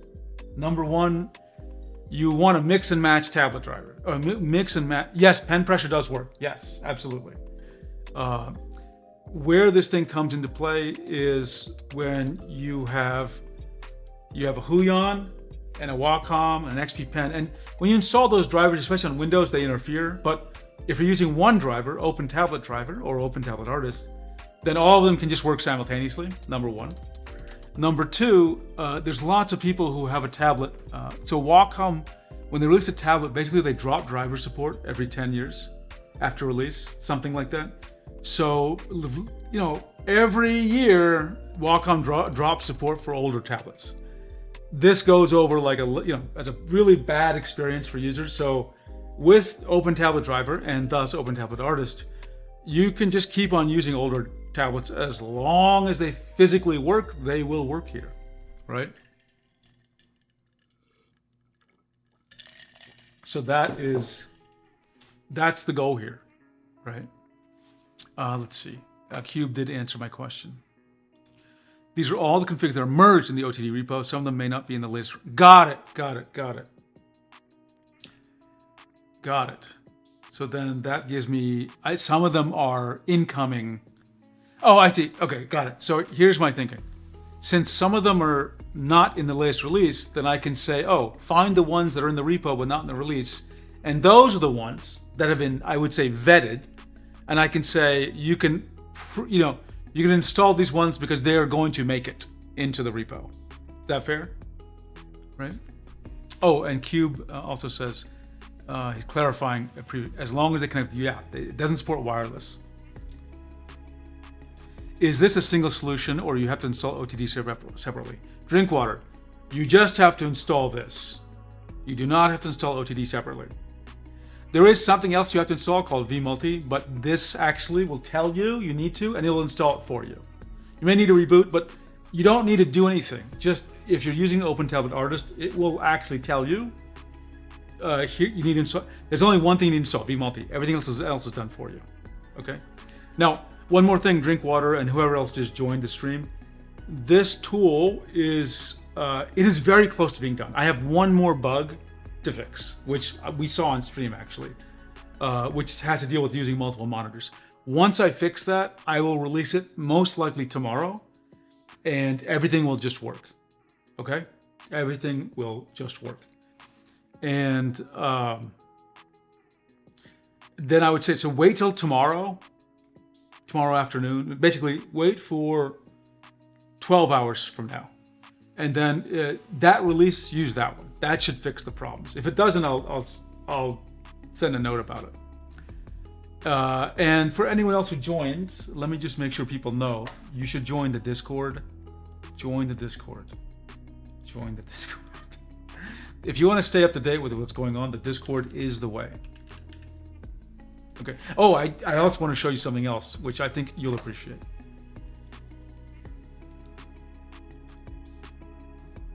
Yeah, Drinkwater, this is specifically geared for non-experts. This is, you just start it, it will just tell you what to do, and it's not a lot to do, okay? And it adds a bunch of features that are not in OpenTabletDriver, but you'll expect, okay? Yeah, installation. So, glad you said this. Okay, so let me show you an example, okay? This is my full instructions for, let me get there. Give me a second.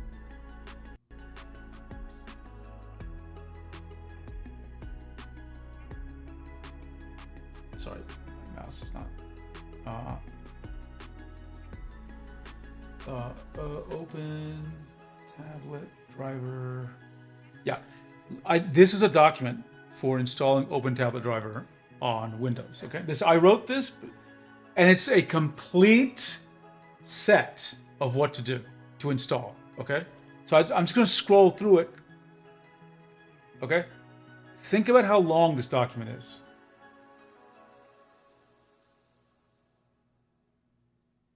Okay, there is a lot of things to think about. Even when you're done with all this, you will be missing a ton of features that you will expect that you have in a Wacom driver. So there's frustration, okay? Now, what I did was, because when I do vibe coding, I'm very document centric. I started on this project, and then I asked Claude, I literally asked Claude last night. I said, this is my existing document to install OpenTabletDriver. Look at it. Now that you've implemented OpenTabletArtist, write the equivalent document for OpenTabletArtist and identify features we should bring in that will further automate the task. It actually found two things, like, oh, we should add this feature, this feature, this feature. And so let me show you the user manual. There's no pictures in it though, of OpenTabletArtist. This is the install guide, okay? And by the way, it can be shortened, okay? But let me just show it to you. Hang on.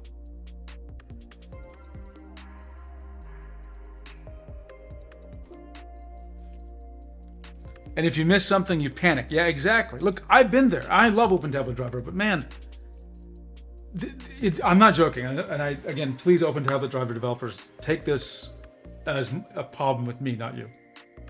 Every time I think, oh, I have to use OpenTabletDriver and install it, it takes me hours to psychologically convince myself to do it. Because I'm just thinking about the number of reboots and checking this and checking that, and like, it's just a psychological nightmare for me.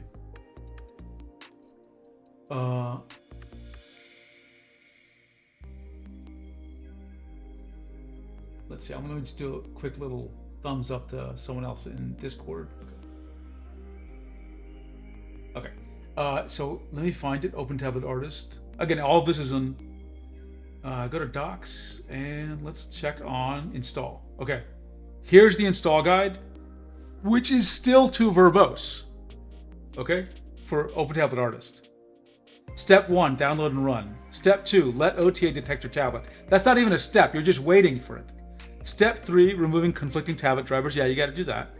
Step 4, install vMulti. Look at the vMulti install. Three things to do. Step 5, this is not a step. This is done for you. This is not even a step anymore. So step 5 just goes away. Step 6, map tablets play. You don't need to do that. It's automatically mapped. You just need to change the mapping. Number 4, configure the drawing app. That's not even a driver step. You got to make sure your app is using Windows Ink. And number 8, try it out. That's it. The rest is all custom stuff, like changing what your pen eraser does and the buttons do and pressure curves, right? But just to get it installed, you don't need to do any of these things, right? So this is the user manual. You can see how much shorter it is. And this is going to be even shorter still by the time I do some final hand editing of this, okay? So I think it's going to be a dramatic change.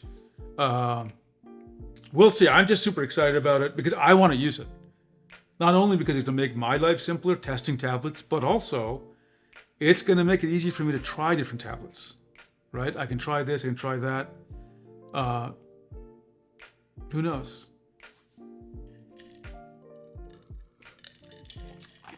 One question for NockD, who's in the Discord, and Cube is, I know sometimes people, on the Discord, the OTD Discord, they're like, oh, I have it. They need to add, they often ask, how can I get a new tablet working that doesn't have a config, I guess. And I believe the answer is like, you always tell them, go to the OpenTabletDriver UI and do this and save this. Is there something I can do here that would optimize that task for them? Like, okay, just click this and it'll take care of it, right? Because if there's something I can do that would simplify your life, even if, it's not about people using this tool, but just using it to collect data, let me know. Happy to try it out. Happy to try it out, right? And one more thing, this is again more for Cube and his crew. As I've been going through, don't read this yet, but as I've been going through with Claude and Cursor, I've been asking it to keep track of how it talks to the daemon and make suggestions to the OpenTabletDriver team. Now, I have not asked it to file any GitHub issues because I haven't carefully reviewed what it says yet, okay? But I did want to let you know I am trying to get a collection of, well, here's some things that and I just want to make this clear. This is Claude asking for features. I did not want Claude to suddenly start spamming you with like, oh, I want this, I want this. I will read this myself and interrogate Claude a bit more to see, does this make sense? Because sometimes Claude can, it goes on flights of fancy. But here's an example just of its analysis. It goes, well, and again, since I haven't deeply looked at the code, I have to more closely understand it. But here's a good example, which is knowing which plugins are actually loaded. For some reason, it felt like, well, this was a difficult thing, right? So here's the example. The daemon has a plugin manager which loads these plugins, but there's no RPC to read it. We can't tell an active filter from an inert one. So that seems like a reasonable example in my world. Like, which filters are active? We don't know, right? Uh, so there, what Claude is asking for is an RPC call that returns the loaded plugin names. Now, again, I don't want to spam the OTD devs, but at some point I'd probably, and again, I will be the proxy for Claude. I will talk, but I need to understand what it's saying better. And it'd be great if I could talk, maybe once I learn more, I'll start a discussion on OpenTabletDriver Discord and ask some of these questions interactively, okay? But knowing which plugins are loaded, it asks for an API there, an RPC. There's some other things which are pretty low level. I'm not really sure because they're about plugins. Oh, there's the driver cleanup and like driver detection, that kind of thing. Let's see, Cube says, the fastest way to get a config done right away is to bribe me. If new testing tools are needed, just add them to OTT since I need to know they can be... Got it, you got it. I need to know they can be 100% reliable and not a place for vibe. Absolutely, makes sense.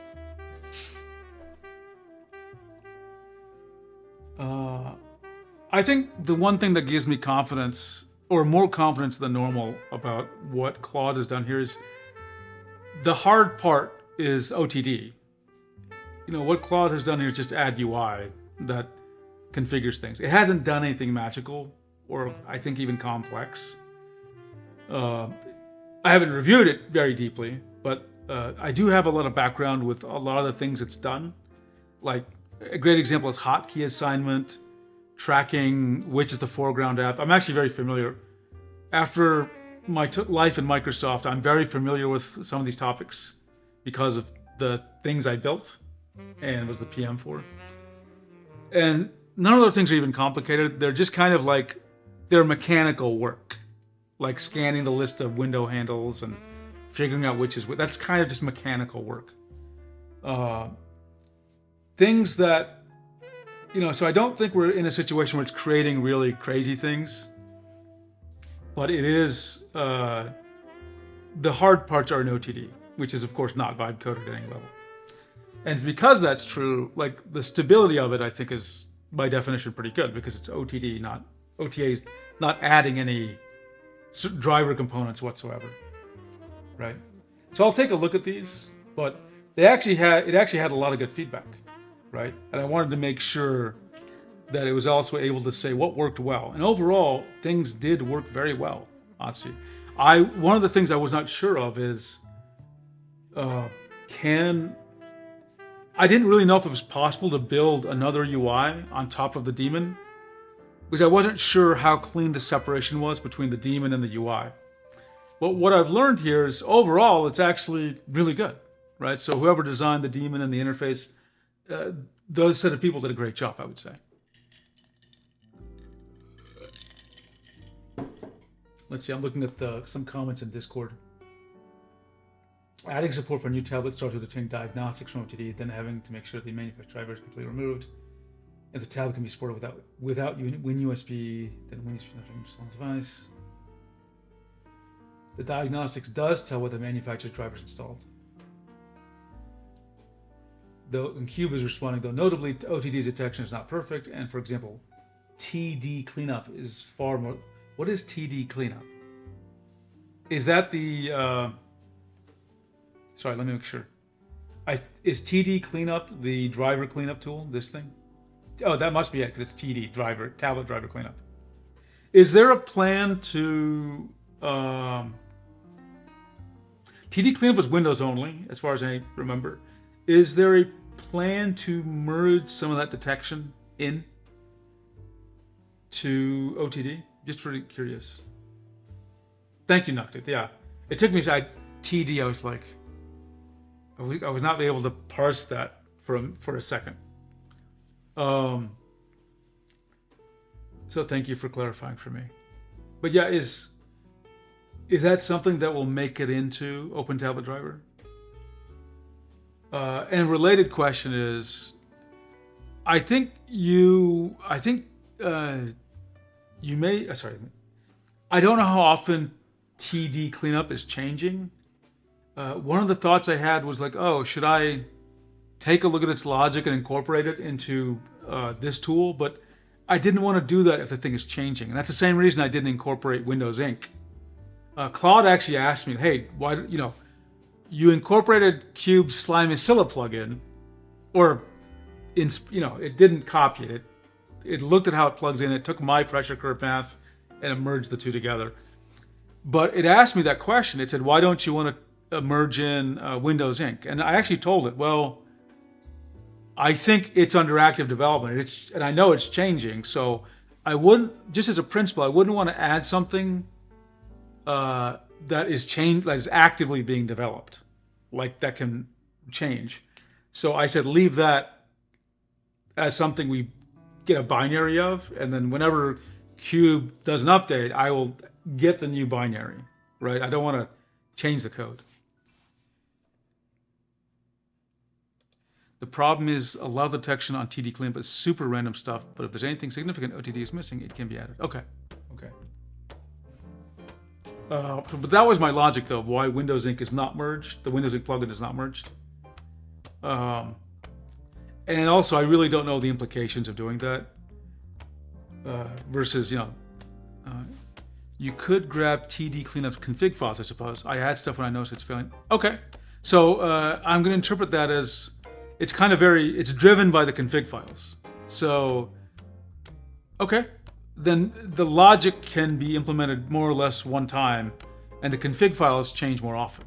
So that's an interesting option, actually. That puts a really different perspective on it. Thank you.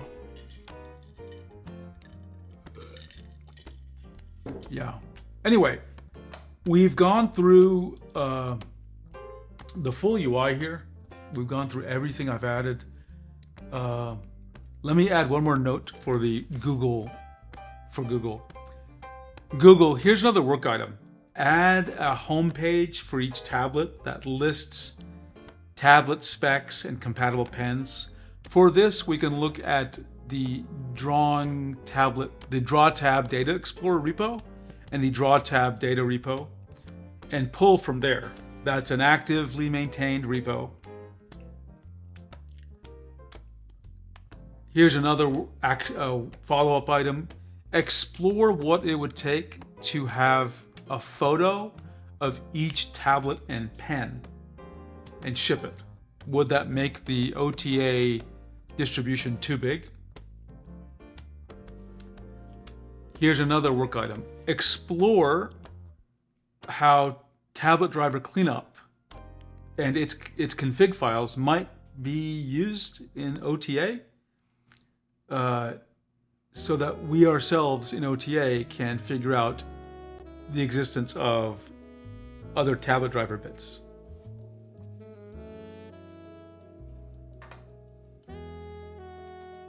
Let's see, Cube says, Google, I'm done with that work item. Cube says, I wrote some light dev docs on it. I'm sure Claude can read those for you. It actually does a really good job at that. The actual code is in Rust, not C#, so you can't just throw it in directly unless you want some foreign function interface thing. Okay. When is OpenTabletArtist releasing? Well, let's. Okay. Let me just back up here. So, Drinkwater. I don't know if you were there for the stream, but I seem to recall that you were. Remember, a few months ago, I had a stream where I built on Mac OS a tool called Inkwell. Not a great name because it's used by other apps, but it's an actual kind of CSP type app that I did over a week, right? And I have not, I've not done much work with it. It was more of a can Claude actually do this? So I'm gonna start it up again. But yeah, I do. This year, I started the year thinking I was gonna do the following. I started the year thinking I was going to implement. Okay, this is a little bit of an AI discussion, so let's start like this. A year or two ago, AI coding, maybe 2 years ago, AI coding was trash. Okay. I asked it to create simple web pages. It was just creating trash. I mean, it was including JavaScript libraries that had no in code that had no relationship to what was going on, okay? Like no kidding, a simple page that listed text would have JavaScript to parse an Excel file for no reason. Over the past 2 years, especially in the past year, AI coding has gotten a lot better. And when I say AI coding, let me be honest with you, Claude has gotten a lot better. Claude was always good, it's amazing. The others have gotten better too, but Claude, I think, still is the best, okay? But I'm able to put it on much more complex tasks, okay? Great example. And not all the tasks are risky. They're not like sometimes I have projects that I literally have been writing since 2005, but I haven't touched in 10 years. And it uses an old version of .NET. And I said, listen, I got to move this up so it compiles with Visual Studio 2026. And it just took care of all that work for me. Now, I wrote every line of code. What it fixed was all the project files and solution files. And so it didn't affect code at all. But it made this project much more useful for me because now it compiles with it has a modern build system, basically, right? That's work I hate. On top of that, another test I did. So, it goes back to Cube. Can you trust, he said, I need to know whether this code is 100% reliable, not a place for vibe coded stuff, which is a very common sentiment, and I agree with it, okay? But we also have to learn where that boundary is. 2 years ago, I would not have shown anybody any code that was vibe coded because it's shameful to look at. Now I'm much more comfortable with that because I know what it does. So one of the things I did to help gain confidence was Wacom has a library called WinTabDN, okay? It's a .NET library that lets you use WinTab, of course. I looked through that, so 3-something years ago, I looked through that code like line by line. And there's a lot of code, okay? There was no AI coding for me. And this is before I used any AI tools. I looked at that code line by line. And I analyzed it over and over and thought about the code and the code patterns. And I built a new version of that .NET library, which fixed a whole bunch of architectural issues and memory leaks and weirdnesses, and I modernized the code base. So I was intimately familiar with what it took to improve the code base, okay? Intimately, because I did it by hand. And then earlier this year, I'm trying to tell you how I gained more confidence in vibe coding, at least with Claude. I pointed Claude at the original code base, not the one I manually fixed, but the original Wacom code base, which had all sorts of bugs / weirdnesses / it's just not a very modern code base, okay? And I said, I want you to look at this code base. I want you to modernize it. I want to run with .NET 10. I want to use the latest C# features. I want it to, and then I let it go. And when so here's what I discovered. Claude, so let's just say that let's categorize all my changes into 15 or let's say 20 buckets, actually. 20 buckets of changes. That's more accurate. It actually found all the issues that I manually found. And those were not subtle issues. And it missed one. Okay? And I can't fault it for missing it because there is no bug. And it is following a correct pattern. Okay? What I did was, so I was super thrilled, and I looked at the code Claude generated. And then I looked at that last 15th issue or whatever, and I said, okay, the thing it didn't catch. And I go, look, I noticed there's a repetitive pattern here, and here's how, I just said, here's a copy and paste of how I did it. I actually said, I pointed to my code, I go, here's how I fixed it. And Claude said, oh, I see. You changed this, and now looking at the original code base that Wacom made, that pattern is this repetitive, stupid, not stupid, but like, it's a wasteful, repetitive pattern that just adds a lot of boilerplate code. And I said, oh yeah, I can remove it. So it followed my example. So, okay, long-winded story. My point is, I've gained a lot more confidence about Claude. Now, don't get me wrong. There are absolutely, every week it does something where I'm like, why did you, no, that's not correct. I tell it, you have formed the wrong conclusion based on your analysis. Or, I don't say it quite like this, but basically I'm saying, I don't believe you. Let's collect some numbers and validate this, because I think what you're saying is not correct. Claude does tend to jump the gun with technical solutions. It tends not to want to measure. It doesn't do it all the time. Sometimes it says, before I make this decision, I will measure this to ensure that my hypothesis is correct. I'm like, good idea, but it doesn't always do it. So when you are working with it carefully, you can trust it a lot. I do believe that's true. I do believe you're going to see more people change their opinion on vibe coding. I think even Cube one day will be, he will probably change his opinion a little bit. I'm not sure it'll change all the way, but I think once he sees, and hopefully he gets a chance to experience a more complex code base, and he'll see it's not all positive. There are things AI does negative. You'll know where the limits are. You'll know how to work around the limits by being more careful talking to the AI. I think everybody is going to make that mental transition, whether they like it or not. Okay. Sorry, Cube has made some comments. I wonder if you could get it to make WinTab OTD plugin. It might be a bit dubious, but it'd be interesting to see Okay. Yeah. Okay, so let me make sure I understand.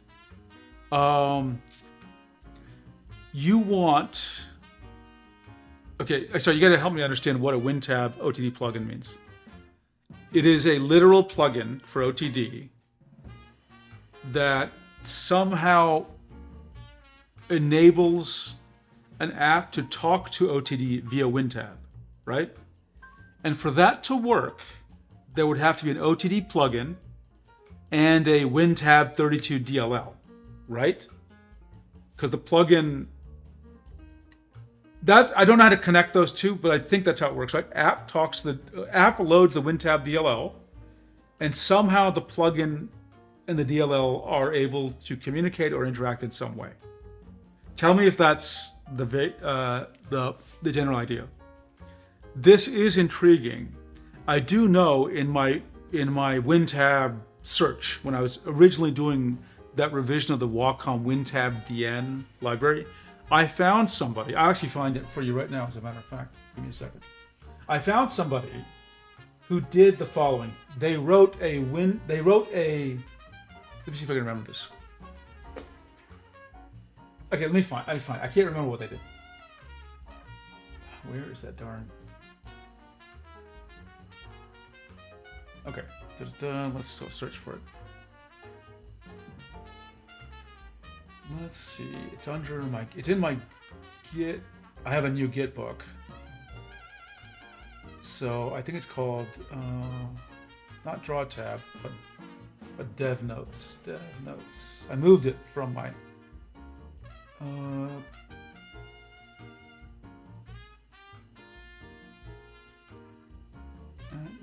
on a second.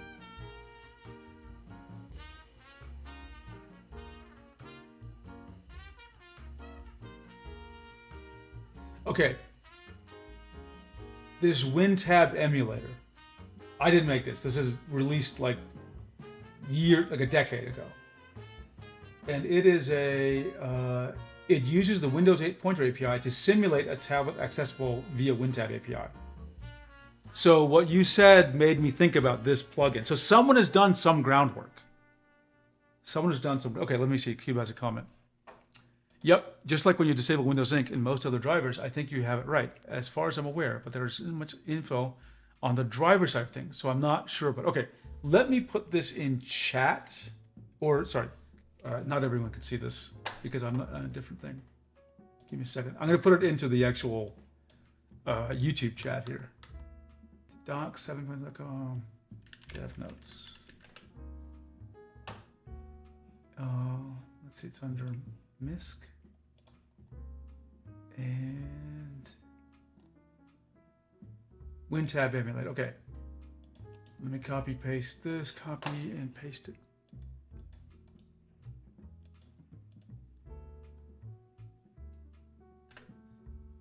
Okay, that should be in chat now. So it's called WinTab emulator, and again, it somehow is wrapping WM Pointer, but providing a WinTab interface. Okay, so that was this option. I don't know how it works. I have not looked at the code, but this gave me the idea that something like this could be done. Let's say, I think WinTab emulator is the opposite direction, making WinTab take in Windows Ink data rather than converting it. So you replace the program's WinTab with that. Oh, interesting. Okay, but let me. You say Windows Ink. Okay, I will. Let's talk about this one. Look, I spend $100 a month on Claude, and I don't use enough of it. I am happy to throw it at proof of concepts. Okay. And likewise, and this offer is open to anyone on the OTD dev team. Like, if you think you want me to try a proof of concept, will this work? Let me know. Happy to throw Claude at it. Here's another example. Do you want? Okay, here's actually a simple example for you. Okay, let's go to OpenTabletDriver here. Claude is really good at a certain set of tasks, which I think are really kind of. They're just drudgery work tasks, okay? But it's really kind of, it can do them very well. So you have, in OpenTabletDriver has this list of tablets, right? It could add in this thing, it actually separate the model number. It'll actually add the model numbers that they're missing and standardize the names. Because I have my database, it can actually merge these two and do a PR for you, right? It could update your docs, right? And of course, in the docs case, I'd be happy to be an actual human reviewer. I would never let it just party on docs and submit crap. But feel free for these tasks, help me spend the money, okay? And again, it's really good at writing docs. It is actually very good. It's a little verbose compared to me. I'm more, I think, a little more terse, but it comes close to. Like Google Gemini is awful for doc writing. It really goes off on flights of fancy. So doc work, anything like that isn't, if you're worried about vibe coding, things that are just drudgery. Here's another example. If you would like it to look through a series of things and do an analysis. So one thing I asked it to do was, I was looking for features to implement. So I said, here's the OTD repo. Look at all the GitHub issues people have filed in the discussions.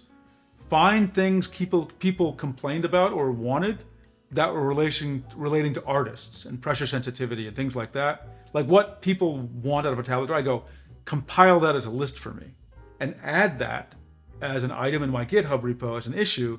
So there's a running, like, this is what OTD people asked for. So let's try to cover as many bases as we can. Let's see, Nocti says, properly implementing WinTab is a pain. One way to waste your Claude tokens is to make WinTabDriver SDK for C#. I'm happy to do it. Listen, I've thrown it at much bigger problems, honestly.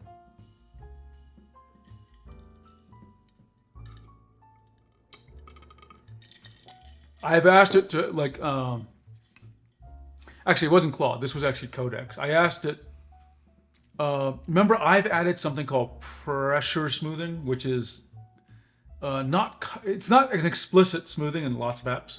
I asked it for Krita. I go, okay, look, this is a massive code base. This is Codex, I asked.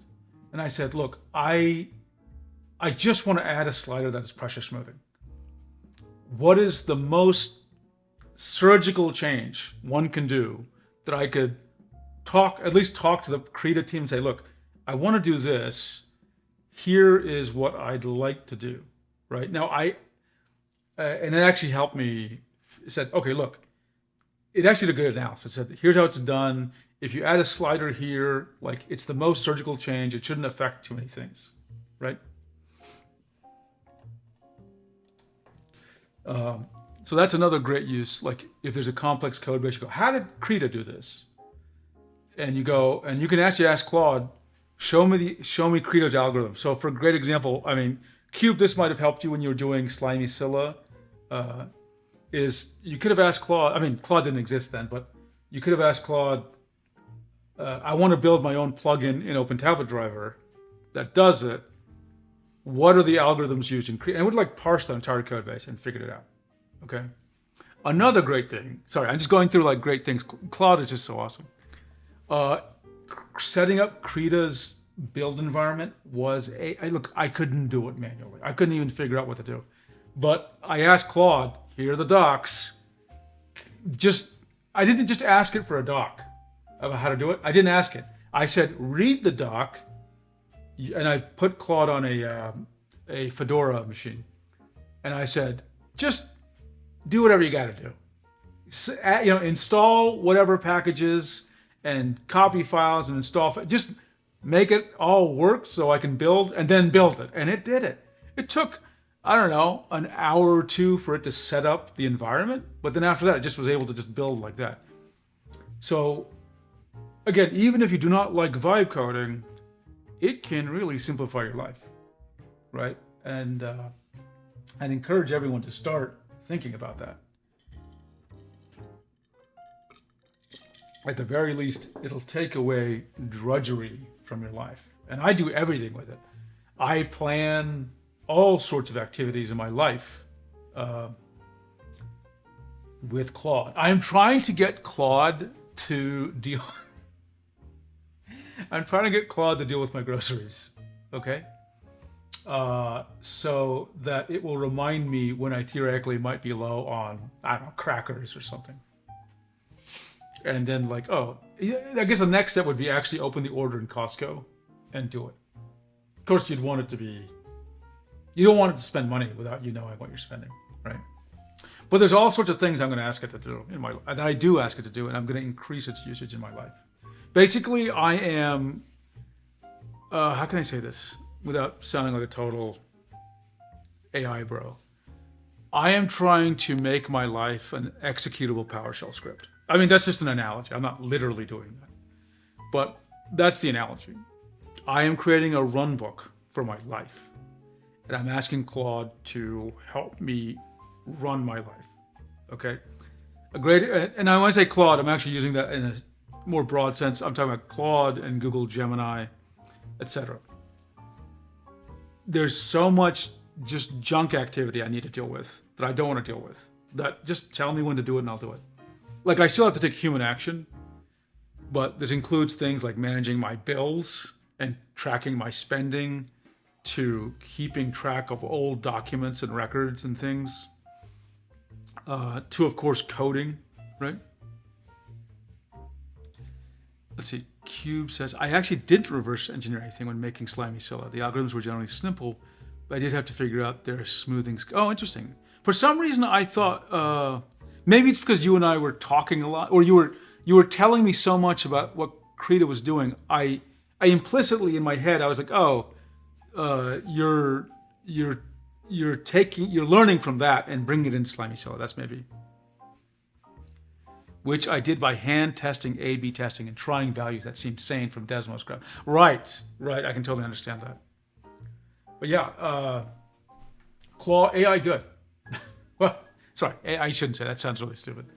AI is very useful. It's going to get more useful, and I think one of the, I know I talk about drawing tablets a lot.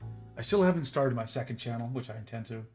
But I think I'm enjoying, even among my friends and people I meet, helping change their minds a little bit, or not even change their minds. Some of them want to use AI, but they don't know how, and they're not sure how to get started, and they're not sure what it can do for them. I enjoy being a little bit of a change agent for them, helping them get to see the possibilities. They don't need to be writing code. There's lots of things AI can do for a person which doesn't involve code, which helps their life. Okay? yeah, so I'm just super excited about it. I think another thing. Sorry, I know we're entering the AI show.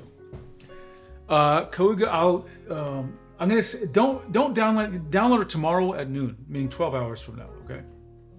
Give me a second. I'll show it. I'll paste a link for you. Oh, where's my repositories? Okay, I'm gonna send the GitHub repo. It's under releases, but don't download it yet because I had to fix a bug. And once I fix that bug, it'll be a little easier. There's a very irritating bug, but once I fix it, which will be, I may be an insane person to figure out that math_pow amount was really interesting. That must have taken a lot of experimentation to find that exact constant and that specific division. Because I say that because I had a similar experience, not quite for scaling, but like there was something about pressure curves. Yeah, it was about pressure curves. It was like what the shape of the curve is when you drag the slider. And I was like, it was very sensitive to some things. And in the end, it was even simpler than what you had, but it was like something -1 divided by amount or something like that. I can't remember off the top of my head. But I remember I was trying so many different things, like, why isn't this feeling right? This reminds me, Google, here's another work item to file. For the pressure curve UI in the Dynamics tab, add a text label or labels that shows the input pressure value and the output pressure value. This is going to be very useful for debugging. That's the end of the work item. Sorry, everyone. Again, I'm talking to Google, not you, just so it files the work item. Okay, let me tell you why I told Google about that one. So I discovered something that should have been obvious to me, but I never really thought about it until recently when I was really working with pressure curves. Pressure curves mess with your IAF. Okay? When you have a very extreme pressure curve that goes, here, I'll try to draw it the way you see it, like this, okay? Meaning you're bending it down to the floor initially. You might not notice if it's a slight bend, but when it's a more severe bend, you'll easily notice the IAF changes. It's rising, okay? So the cube's comment reminds me, I need to tweak my pressure curve algorithm so that so I think it's due to rounding error. Basically, these curves can produce really low values that are still non-zero, like making up the number 0.00000001, okay? I believe, and so what happens is when you try to like round that to a value, you'll get 0. And so that counts as 0 pressure and nothing is drawn. And so that means your IF effectively increases. So I need to solve that problem in my pressure curve. And I need to say, if the input pressure is non-zero, the output pressure has to be non-zero. So I'll probably pick a value of like 1 divided by 64,000 or 1 divided by 32,000 and say, okay, pick that. And let's see if that will not round to 0. And then that way we'll never lose IAF with pressure curves. Now that I've said that, I've got to test a bunch of apps and see what they actually do. Right? Can anyone follow what I'm saying? Like, I don't want to. I think curves should be designed so that they do not increase the IAF, no matter how they curve like this, right? So that I have to fix that. Okay, Cube says, I tested a bunch of values and found ones that matched the unscaled, smoothed versus scaled, then plotted the points and screwed. Oh wow, it's even more complicated than I thought. You weren't just playing around, right? You actually you were doing some hardcore, like trying to fit it to a line. Okay, interesting.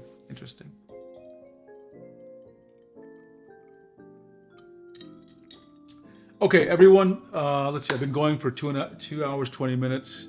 I think we've covered everything. I'm still going to be up on the Discord for a while, so if people have any more feedback, let me know. I am going to fix the. So they're actually. I'm going to publish a video tonight, which Cube has already seen. Other people have already seen, but it's actually about OpenTabletArtist. Actually, it is listed. It isn't. It isn't. It is published but unlisted. I'm going to wait. Actually, I'm going to fix that bug. Then I'm going to publish the video, because the minute the video goes up, people will try it, and I want people to be able to try it. But that bug is pretty serious, or it's very irritating. Okay. Anyway, I'm going to call it a stream. Thanks everybody for your feedback and for your questions and your ideas. Look, I'm super excited that within this week we might be able to really solve a bunch of pain for users that are using older drawing tablets or using multiple drawing tablets. Okay, I think we're on the verge of that, thanks to the OpenTablet driver team and just a little bit of vibe coding. Okay, maybe a lot of vibe coding. Everyone, thanks again. I'll see you soon. Bye.